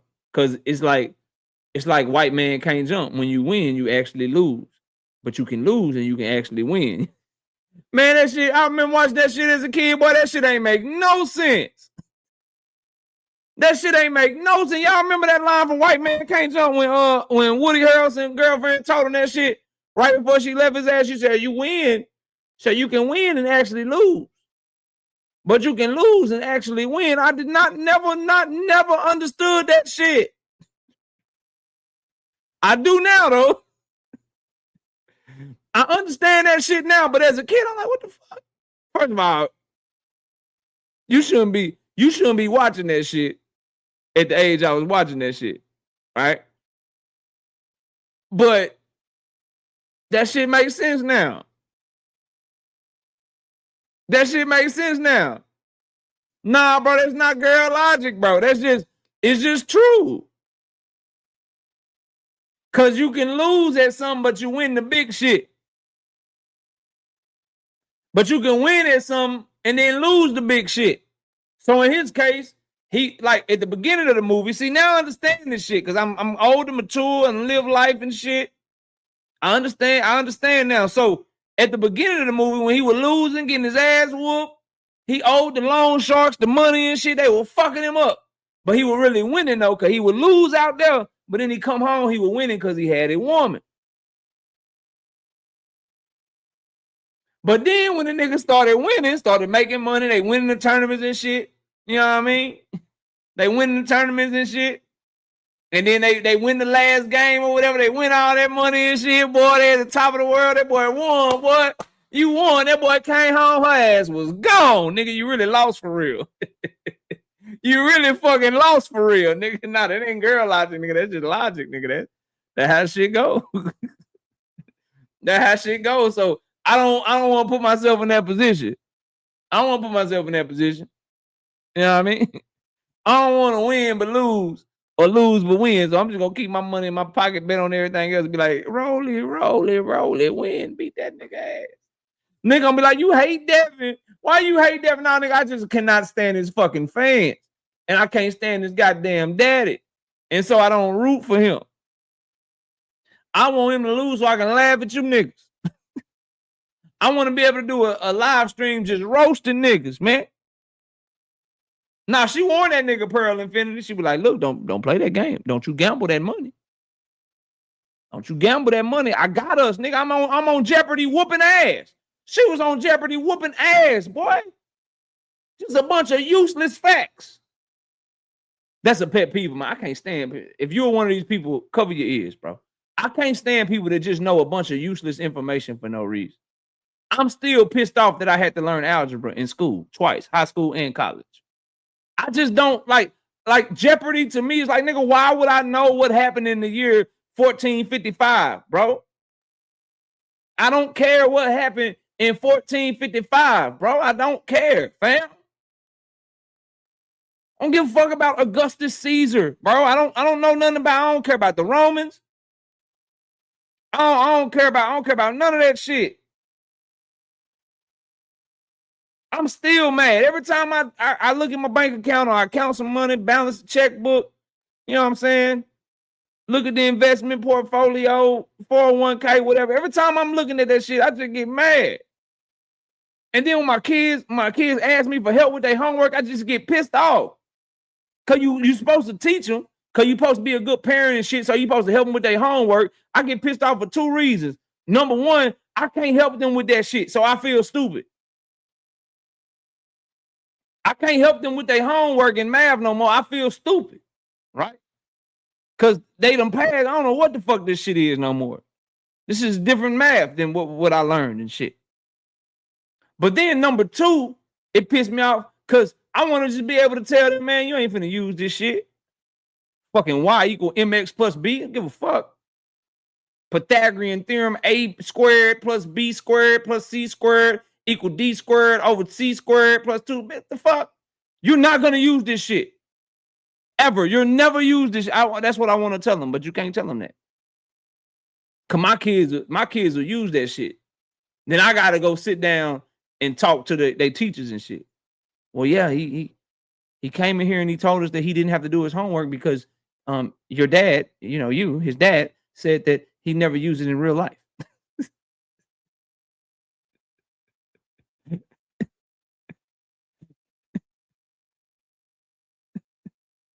You know what I mean? You can't be telling your kid that because it rubs off on the other kids, you know? Can't be telling your kids that they're not gonna use it in real life. Sometimes I just want to ask the math teacher, do you ever use this shit outside of teaching this shit? I just want to know, do you use this shit? outside of when you teach it?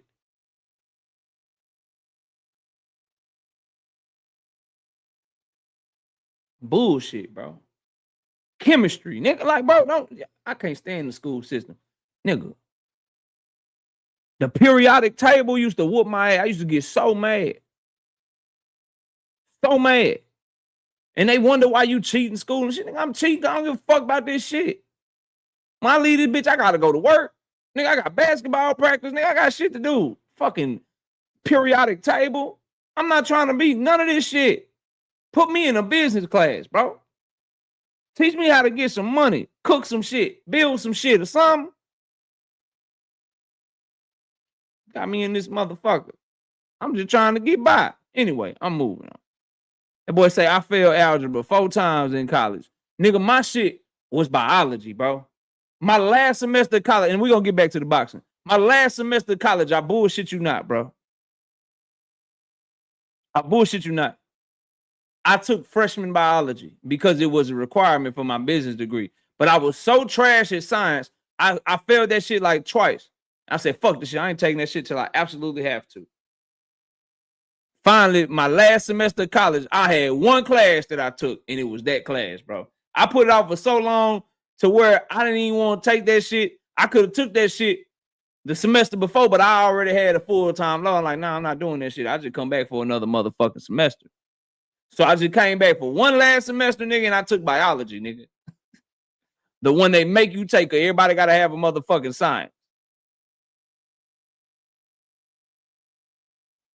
Daiquiris and oxtails was fire in Dallas, KO. I'm there again next weekend for JREYBL AAU basketball. Okay, bet.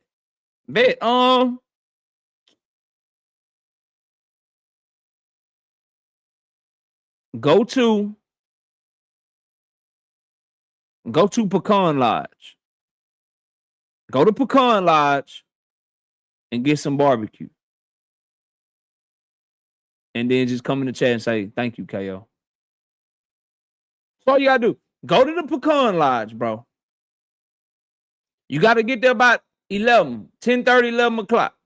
You get there at 12 o'clock, just come back another day. They're gonna run out of meat on your ass. Pause. They're gonna run out of meat. Go to the Pecan Lodge, bro. And then after you go to that bitch, next time you're in my chat, just say, thank you, bro. All you gotta say, thank you, bro. Gotta get there early though, dog. Cooking is chemistry. Fuck no. Cooking is love. Cooking is passion, man. I'm not trying to be all, see, fuck no. See, KO, you gotta get to the internal temperature of, and what happens when the heat hits the meat, it takes the collagen, KO, and it takes the collagen and it melts the fat down, and that's what makes it tender. I ain't trying to hear that shit. I'm not trying to hear that shit. I touch it, slap it, twist it, see if it's ready. Talking about some chemistry. Anyway, moving on. Let's get back to boxing though. We got about 30 minutes left in the show. Is it all right if I just talk today? We'll open up the panel tomorrow. Is it all right if I just cook? You know what I mean? It's been a minute. Can I just keep cooking? Y'all don't mind, do you? Ohagu, what up? Y'all don't mind if I just keep cooking, you know what I mean? Is that cool with y'all? Let me just keep going. All right, bet. David Benavidez is everything in the sport of boxing that I fuck with, bro. David Benavidez, dog. David Benavidez is everything in the sport of boxing that I am becoming a huger. I was a big day, bro. David Benavidez. Every time I listen to him interview, bro. Every time I just hear him talk, bro. I'm like, this dude, this is what boxing about, bro. That man said, look, dog, I can't be friends with Bud Crawford. It's like, God damn, what? I can't be friends with Bud Crawford because that nigga got the opportunity I should have got. I just respect the realness of it. I can't stand when people try to, like, they be jealous or they want what you got, but they just won't admit it. That nigga straight up, like, bro, I can't be friends with that nigga because I was supposed to be the nigga to fight Canelo, so I don't want to be that nigga friend. I don't want to. I don't want to be that nigga friend, bro.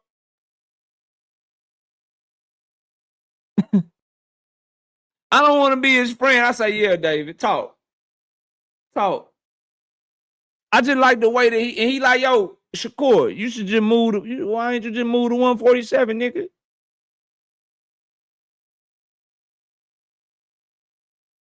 What? Nigga, I'm going to place a bet right now.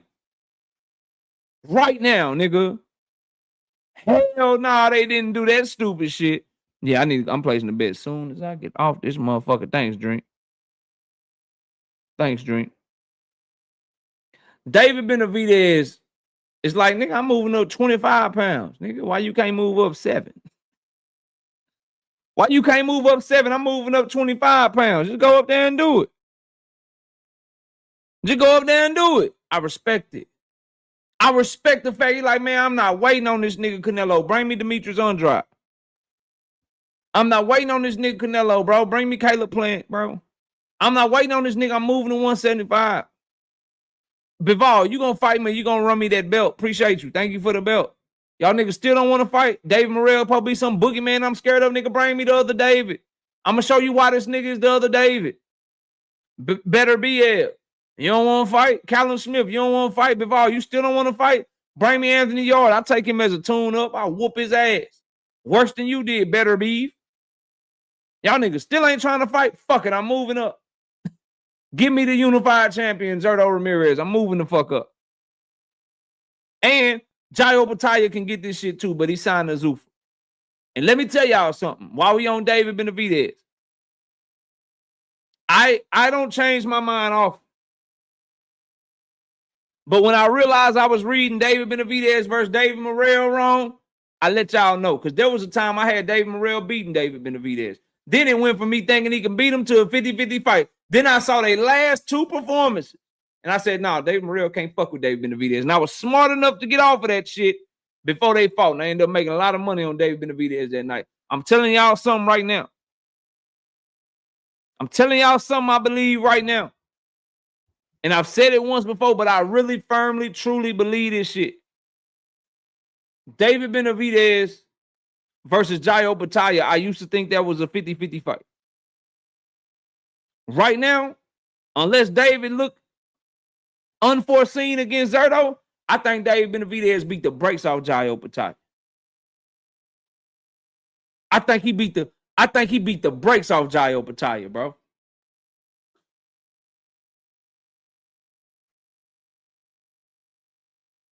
I think he beat the fuck out of him. And I'm going to tell y'all why. Jayo Bataya is a front runner with a gas tank issue. And he liked that because he rely on all them feints and that herky-jerky shit. And starting fast and all that shit. That shit ain't going with David. Jayo Bataya, you go look at his stoppages, bro, because I looked at him. I studied him, dog. If he don't stop you by round 5 or 6, he fade in fights, bro. And David Benavidez, I keep telling people when I break down how you beat him, you got to hurt him to get his respect, and you can't be a nigga to get tired. If you somebody that get tired, you fucked. Because he put too much mental and physical pressure on you, dog. To just have a motherfucker walking at you without a care in the world, trying to whoop your ass, bro, that shit is crazy. You either got to meet him and out David him, or you got to hurt him. Or if you going to outbox him, bro, you got to be in 15, 20 round shape. You got to be ready to go, ready to move, ready to work at all times, 12 rounds straight. You can't show no getting tired. And even then, you're going to have to fight him above you at certain points in that fight. He's just too relentless, bro. There's no way to stop it from turning into a fight if the person coming at you is just don't give a fuck. Someone that's not as good at David Benavidez as David Benavidez is, but everybody that he's ever fought has had to fight him off, will be somebody like William Zepeda. William Zepeda is not nearly as good as David Benavidez, but his great talent is, nigga, you gonna fight me in my fight. You gonna fight me in my fight. Ain't none of that just boxing, pop shot and shit. Nigga, you gonna have to work fighting me. That's what Zepeda is good at. That's what David is good at, with much more skill, much more dog, much more nuance. Nigga, you don't have to fight me. You got to fight me, bro. I don't give a fuck about none of all that boxing shit. That's cool, you know what I mean? All the foot movement, that's cool. I don't give a fuck. I'm just gonna keep coming. So you're gonna have to fight me. That's gonna wear you out, bro. And if you already a front runner, they get tired, Ja gonna have to catch him early, fam. I used to think that fight was 50-50. I got David punishing Buddy. I'm telling y'all right now, like that fight, I'm worried for about the first 5-6 rounds.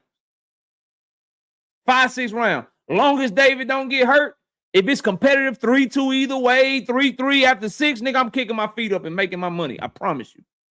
I promise you, bro. After 5, if they fight, after 5-6 rounds, if David ain't been hurt yet, and it's a competitive fight up until that point, I'm kicking my feet up, counting my money. I promise you. I promise you, bro. I promise you. I'm kicking my feet up. We get into the bag, bro. We get into the bag that night. Promise you, dog.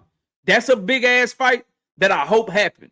Because I love when big fights, people think they 50-50. That's where we make a lot of money on the channel. When people think fights are 50-50, but they really not, that's when you can make a lot of money, bro.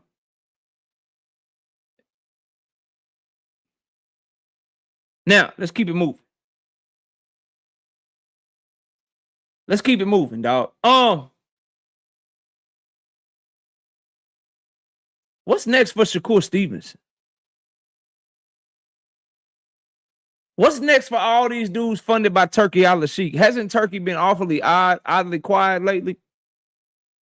I hear there's rumors of a Canelo card in Saudi Arabia. Is there any truth to that?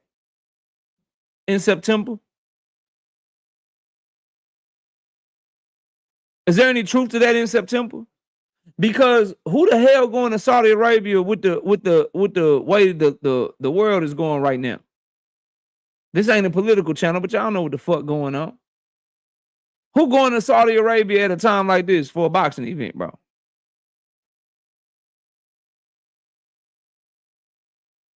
Who doing that?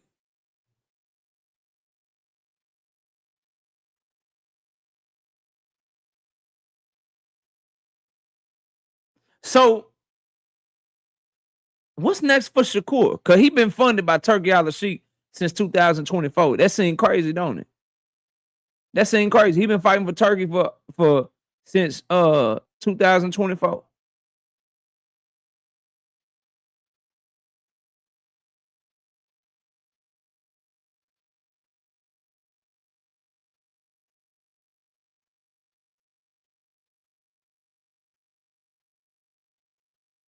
Two Cents say he with Matchroom. That's horrible. Cause who they got?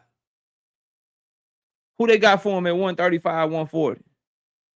Matchroom 140 fighters. They got Dalton Smith. That'd be a good little fight, right?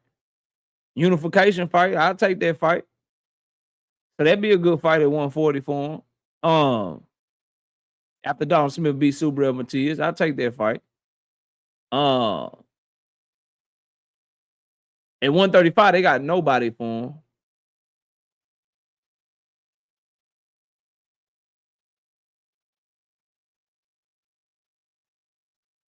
But I'm curious because can Eddie Hearn pay the type of money that Shakur Stevenson would be looking for to fight?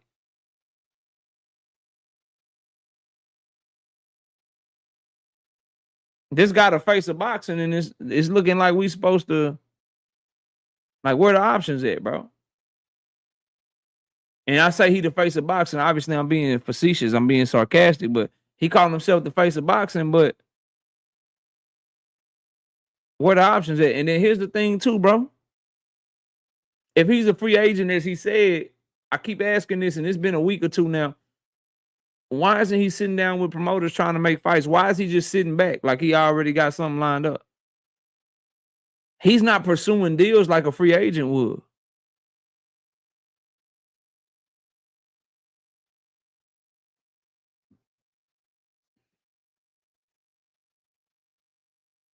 Think about that shit.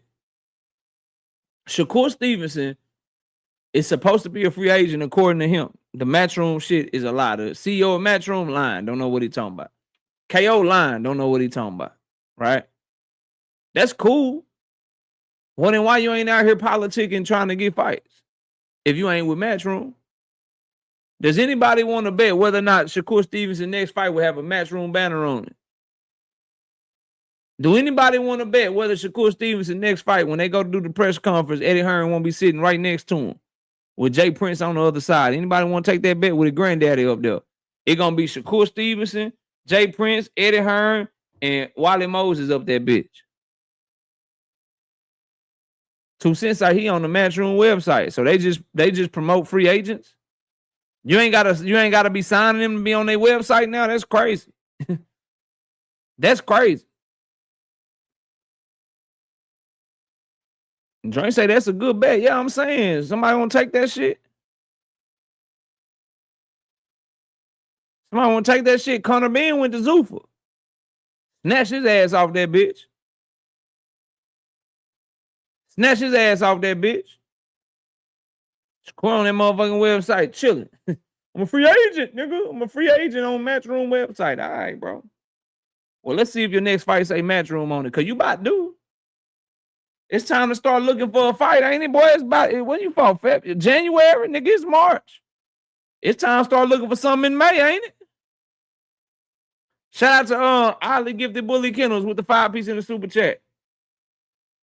Do we have those T.O. Shakur pay-per-view numbers or Ryan Barrios pay-per-view numbers yet? Nope.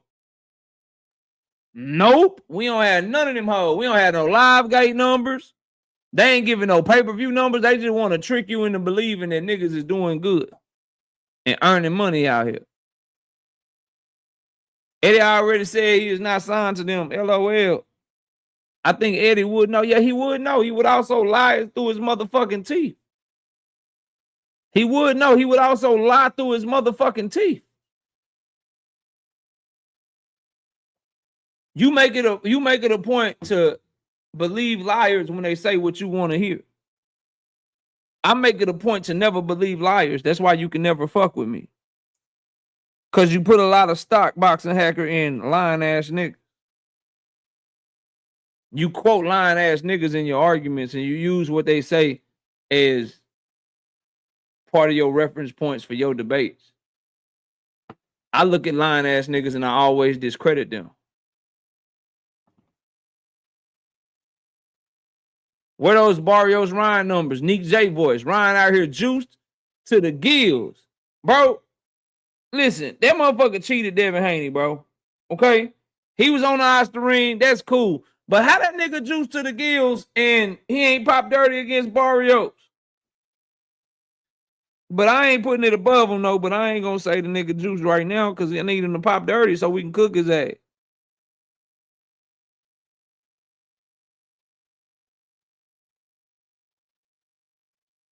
Eddie said he not signed. Shakur said he not signed. They have no reason to lie. They have a very good reason to lie.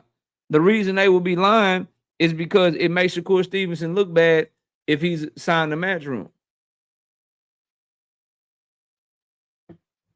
If he signed the Matchroom, it makes him look bad. And he's already publicly keep saying that he's a free agent.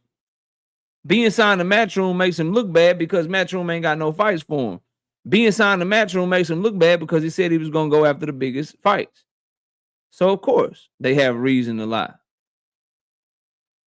His reason to lie is to get people like you to believe that he can make any fight that he wants. And if he don't make the fight that you want to see him in, it's so you can put it on the other person, bro. It's called PR games, my nigga. You got to wake up, fam. Got to wake up, dog. His reason to lie is to make himself look good so that when you start saying, oh, this person ducking him or that person don't want smoke, you can say, well, they could just send him a contract because he's a free agent. That's the point, bro. It's pump faking. This is the same guy that told you he wanted Tank Davis while he was secretly working on the Team Alifu fight, bro. This is the same guy that told that was acting like Bill Haney was his homeboy while secretly fucking recording him, dog. You can't trust that nigga, bro. This is the same dude that literally typed, I beat niggas up 170 all the time. You 170, I beat your ass up all the time. That's a disadvantage. Now he begging for rehydration clauses. You can't trust what that man say, bro. You can't trust what he say. Shout out to Braxton McClendon being a member for 11 months. I bet you can't make it to a year, bro. I bet you can't make it to a year. It says they won't ever announce the numbers because they aren't any. Bundles don't count, only single buys. Them DAZN bundles killed them. What back end? Yeah, ain't no back end money, bro. D-boy about to have to start getting it out the mud, though, because Turkey Al-Sheikh not playing. He ain't playing with them no more. He about to go the Zuffa route. So the promoters, you're going to have to start putting on fights and making money. You're going to have to start trying to get these fighters to take a reasonable wage so you can actually promote the event and make money. Big Muff Supreme, what up?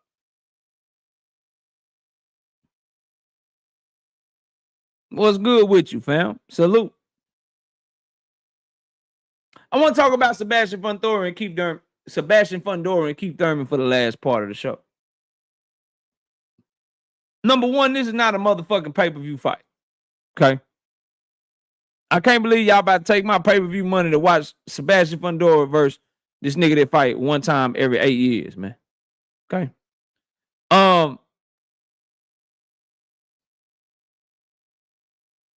Fundora, Keith Thurman and Fundora. I'm not saying they fight like this. I'm not saying they fight like this. I'm not saying these fighters fight like them, okay? This is one of them ones where Sebastian Fundora should be the huge favorite, and Keith Thurman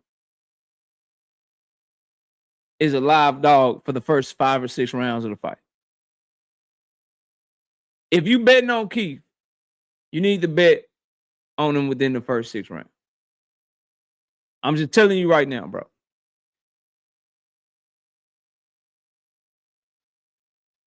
Fundora makes the ring smaller than you think until you get in the ring with him. His jab is way better than you think.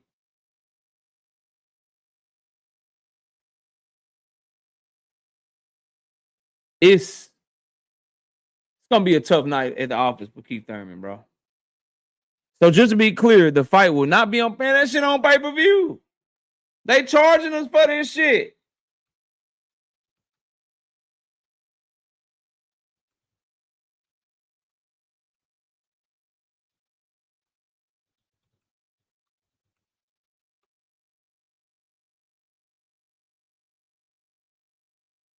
Make sure I ain't tripping. Yeah. Yeah, here you go, Zoom. Here you go, Zoom. Go ahead and get ready to spin the bill.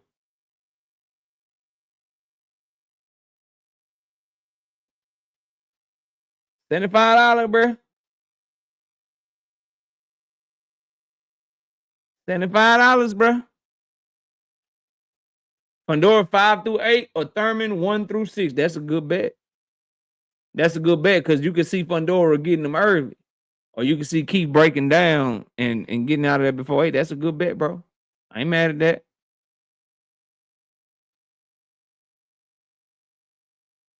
Yeah, I want to talk about that. That's odd. Because it started off as a PBC on Prime pay-per-view, and now they've added DAZN to it.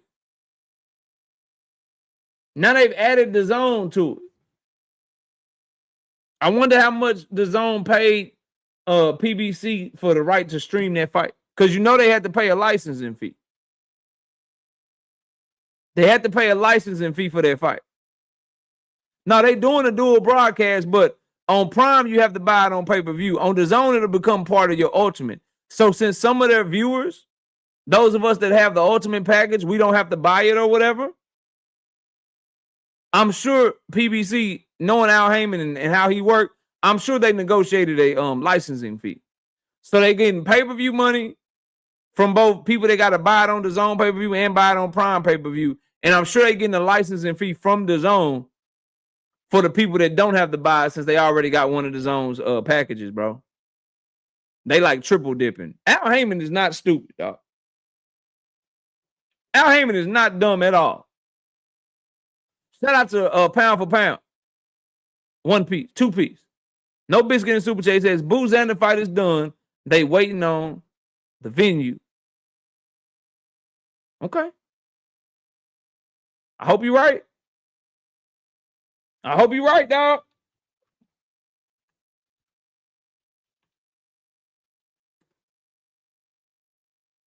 Shout out to both of them for making that fight. More so Xander, because Xander's food for Boots. Boots just need an opportunity. But if Xander's willing to get in the ring, if they truly have that fight made and they waiting on the venue, then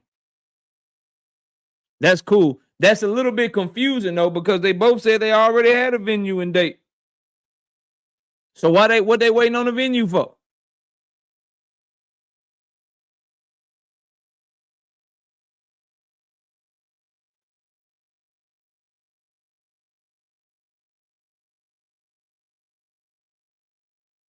What up, boxing professor? I don't know yet. Soon as I know, I'll let you know. Soon as I know, I'll let y'all know. I try to do some research on that. Shout out to Brashley McClendon, 5-piece. No biscuit in the super chat. Shit, ain't no team in Las Vegas, bro. Ain't no team in Vegas. Put that shit in Vegas. They ain't got no team. Shit, shout out to Brashley with the 5-piece in the super chat. He say, but they probably wanted in New York for the Puerto Ricans and shit. I understand. Shout out to Brashley though. He says, I'm not wasting $1 on Keith Thurman, dog. The zone paying a grip for that fight, LOL. But I bet Tank fight won't be on that bitch. On what? On the zone? Nah, you ain't no cross-platform shit with Tank. Unless maybe a Ryan Garcia rematch. I'm trying to think of the word, like Ryan Garcia rematch, because Ryan's still with Golden Boy. And that's really it. Everybody else will probably have to come to him. He said, nah, KO, Boots and Virgil is an East Coast fight. Virgil from Texas. They got to take advantage of the Mexican fan base, bro. That shit need to be in the South, or that shit need to be closer to the West. Ain't a whole lot of Mexicans in the East Coast, bro. Mexicans is in like the South and in the Southwest, bro. So Texas, New Mexico, California, Arizona, shit like that. You start getting to New York and shit like that, ain't a whole lot of Mexicans out there, bro.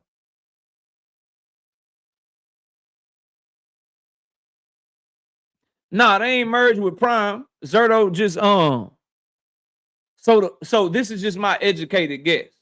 This fight got signed before Golden Boy re-upped with the zone. Because this fight got announced at David Benavidez fight way back in November. And Golden Boy was still negotiating with the zone at the time. This is my educated guess. This is me guessing, putting it together for y'all. So when the fight first got announced, it was only a Prime pay-per-view fight because Golden Boy was still working on a network deal. Well, now Golden Boy has their DAZN network deal. So DAZN obviously wants to be a piece of the fight because it's a big-ass fight. So now they can negotiate, okay, let's put it on DAZN and Prime pay-per-view. David Benavidez is still the A side because they not going to care who buy it, bro, or what platform you buy it on. They going to split the pay-per-views however they split the pay-per-view. So if it's 60-40 in favor of David or 65-35 in favor of David, whatever it is, they totaled up all the pay-per-views that get bought on DAZN, all the pay-per-views that get bought on Prime Video, and David Benavidez on his side will get whatever percentage. Zerto on his side will get the other percentage, whatever it is. Then plus, so that's why I think to answer your question, they're not merging, but that's why DAZN is now part of it. Because now Zerto's promoter has a network deal, and the fight can be even bigger. It don't hurt PBC, it don't hurt David Benavidez to let DAZN have a piece of it too. That's how Tank and Ryan was so big. They were selling it everywhere. That shit was being sold on Showtime, sold on DAZN. You buy it wherever the fuck you want to buy it. It do 1.2 million pay-per-view buys. Tank get whatever he get. Ryan get whatever he get, and they work that shit out like that. They work that shit out like that. Now, the tricky thing is what Drink was alluding to. We get the shit for free. And I know PBC ain't just gonna let them, y'all giving out the shit for free. No, nigga, y'all need to give us some sort of licensing fee too then. So we can do the pay-per-view split, but if anybody's watching that shit for free, they watching that shit mainly because David Benavidez is the biggest name. So we need a licensing fee on that shit too. So I'm sure DAZN, David as the A side, he's getting a bigger pay-per-view split. And I'm sure, me guessing obviously, that the zone got to pay some sort of fee to PPC for those of us that are gonna be able to get it for free. Cause listen, I'm not buying a Prime pay-per-view if I can just go turn on my DAZN app and watch that shit for free with my premium membership. That's what the fuck I'm gonna do. I'm one of the best ever. 2-piece, no biscuit in the super chat. Just supporting my G. Keep up the good work. I appreciate it. He said I was referring to Fundora versus Thurman. Okay, let me go back up to what you said then. My fault. My fault, bro. I misunderstood you, fam. Why is it on the zone though? Did they merge with Prime? Okay. Oh, you talking about Fundora and Thurman is on the zone? I didn't know that.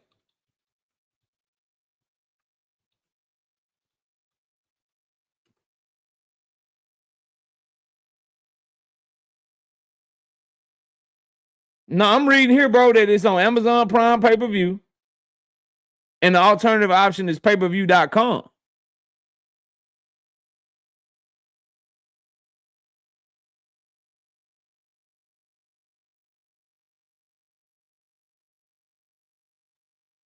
So I don't know, bro.